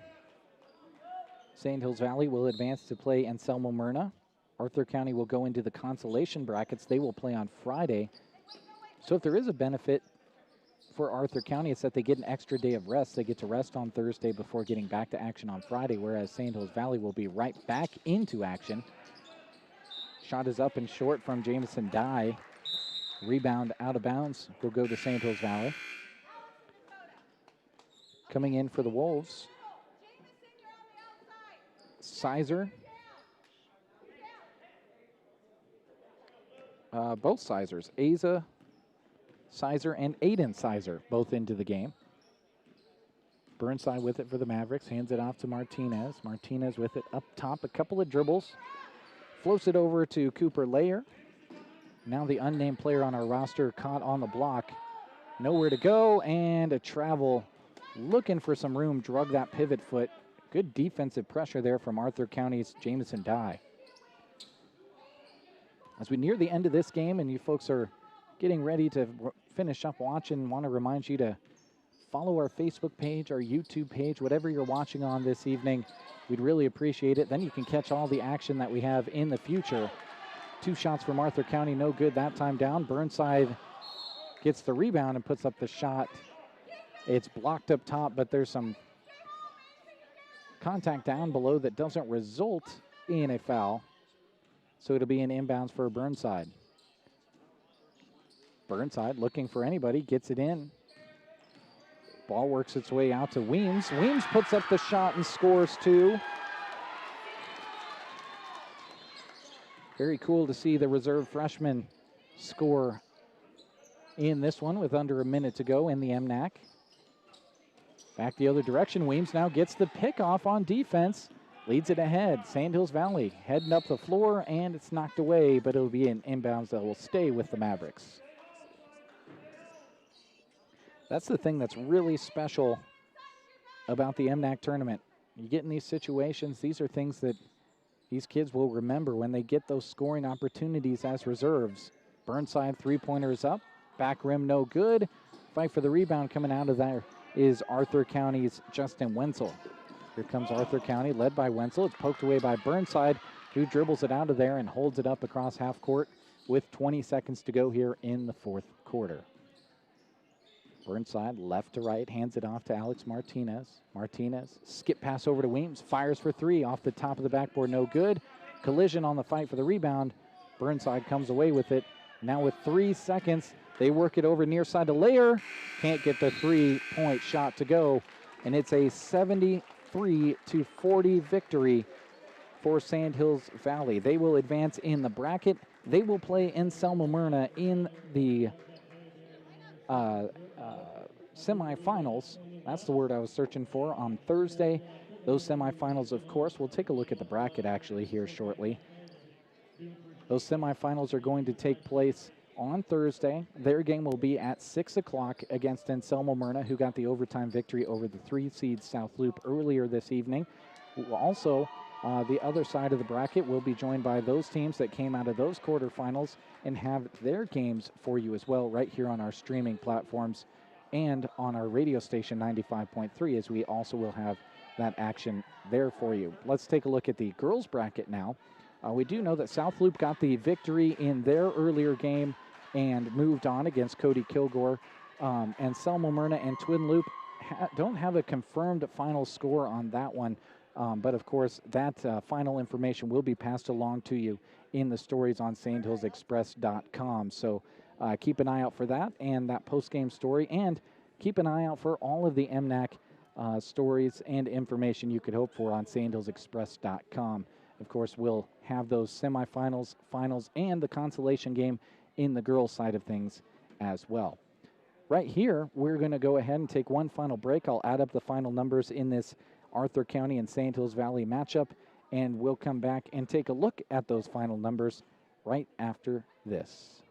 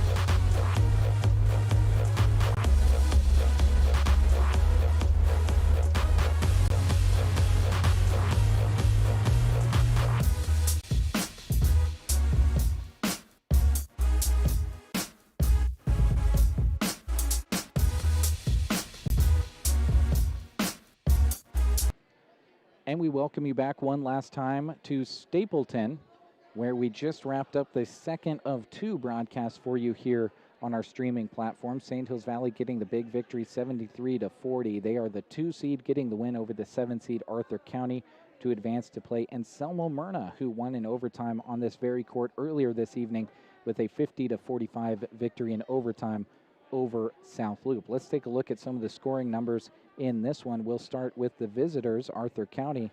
40 points on the evening, had a big first quarter, 20 points in the first quarter. Half of their points were scored in one quarter in this game.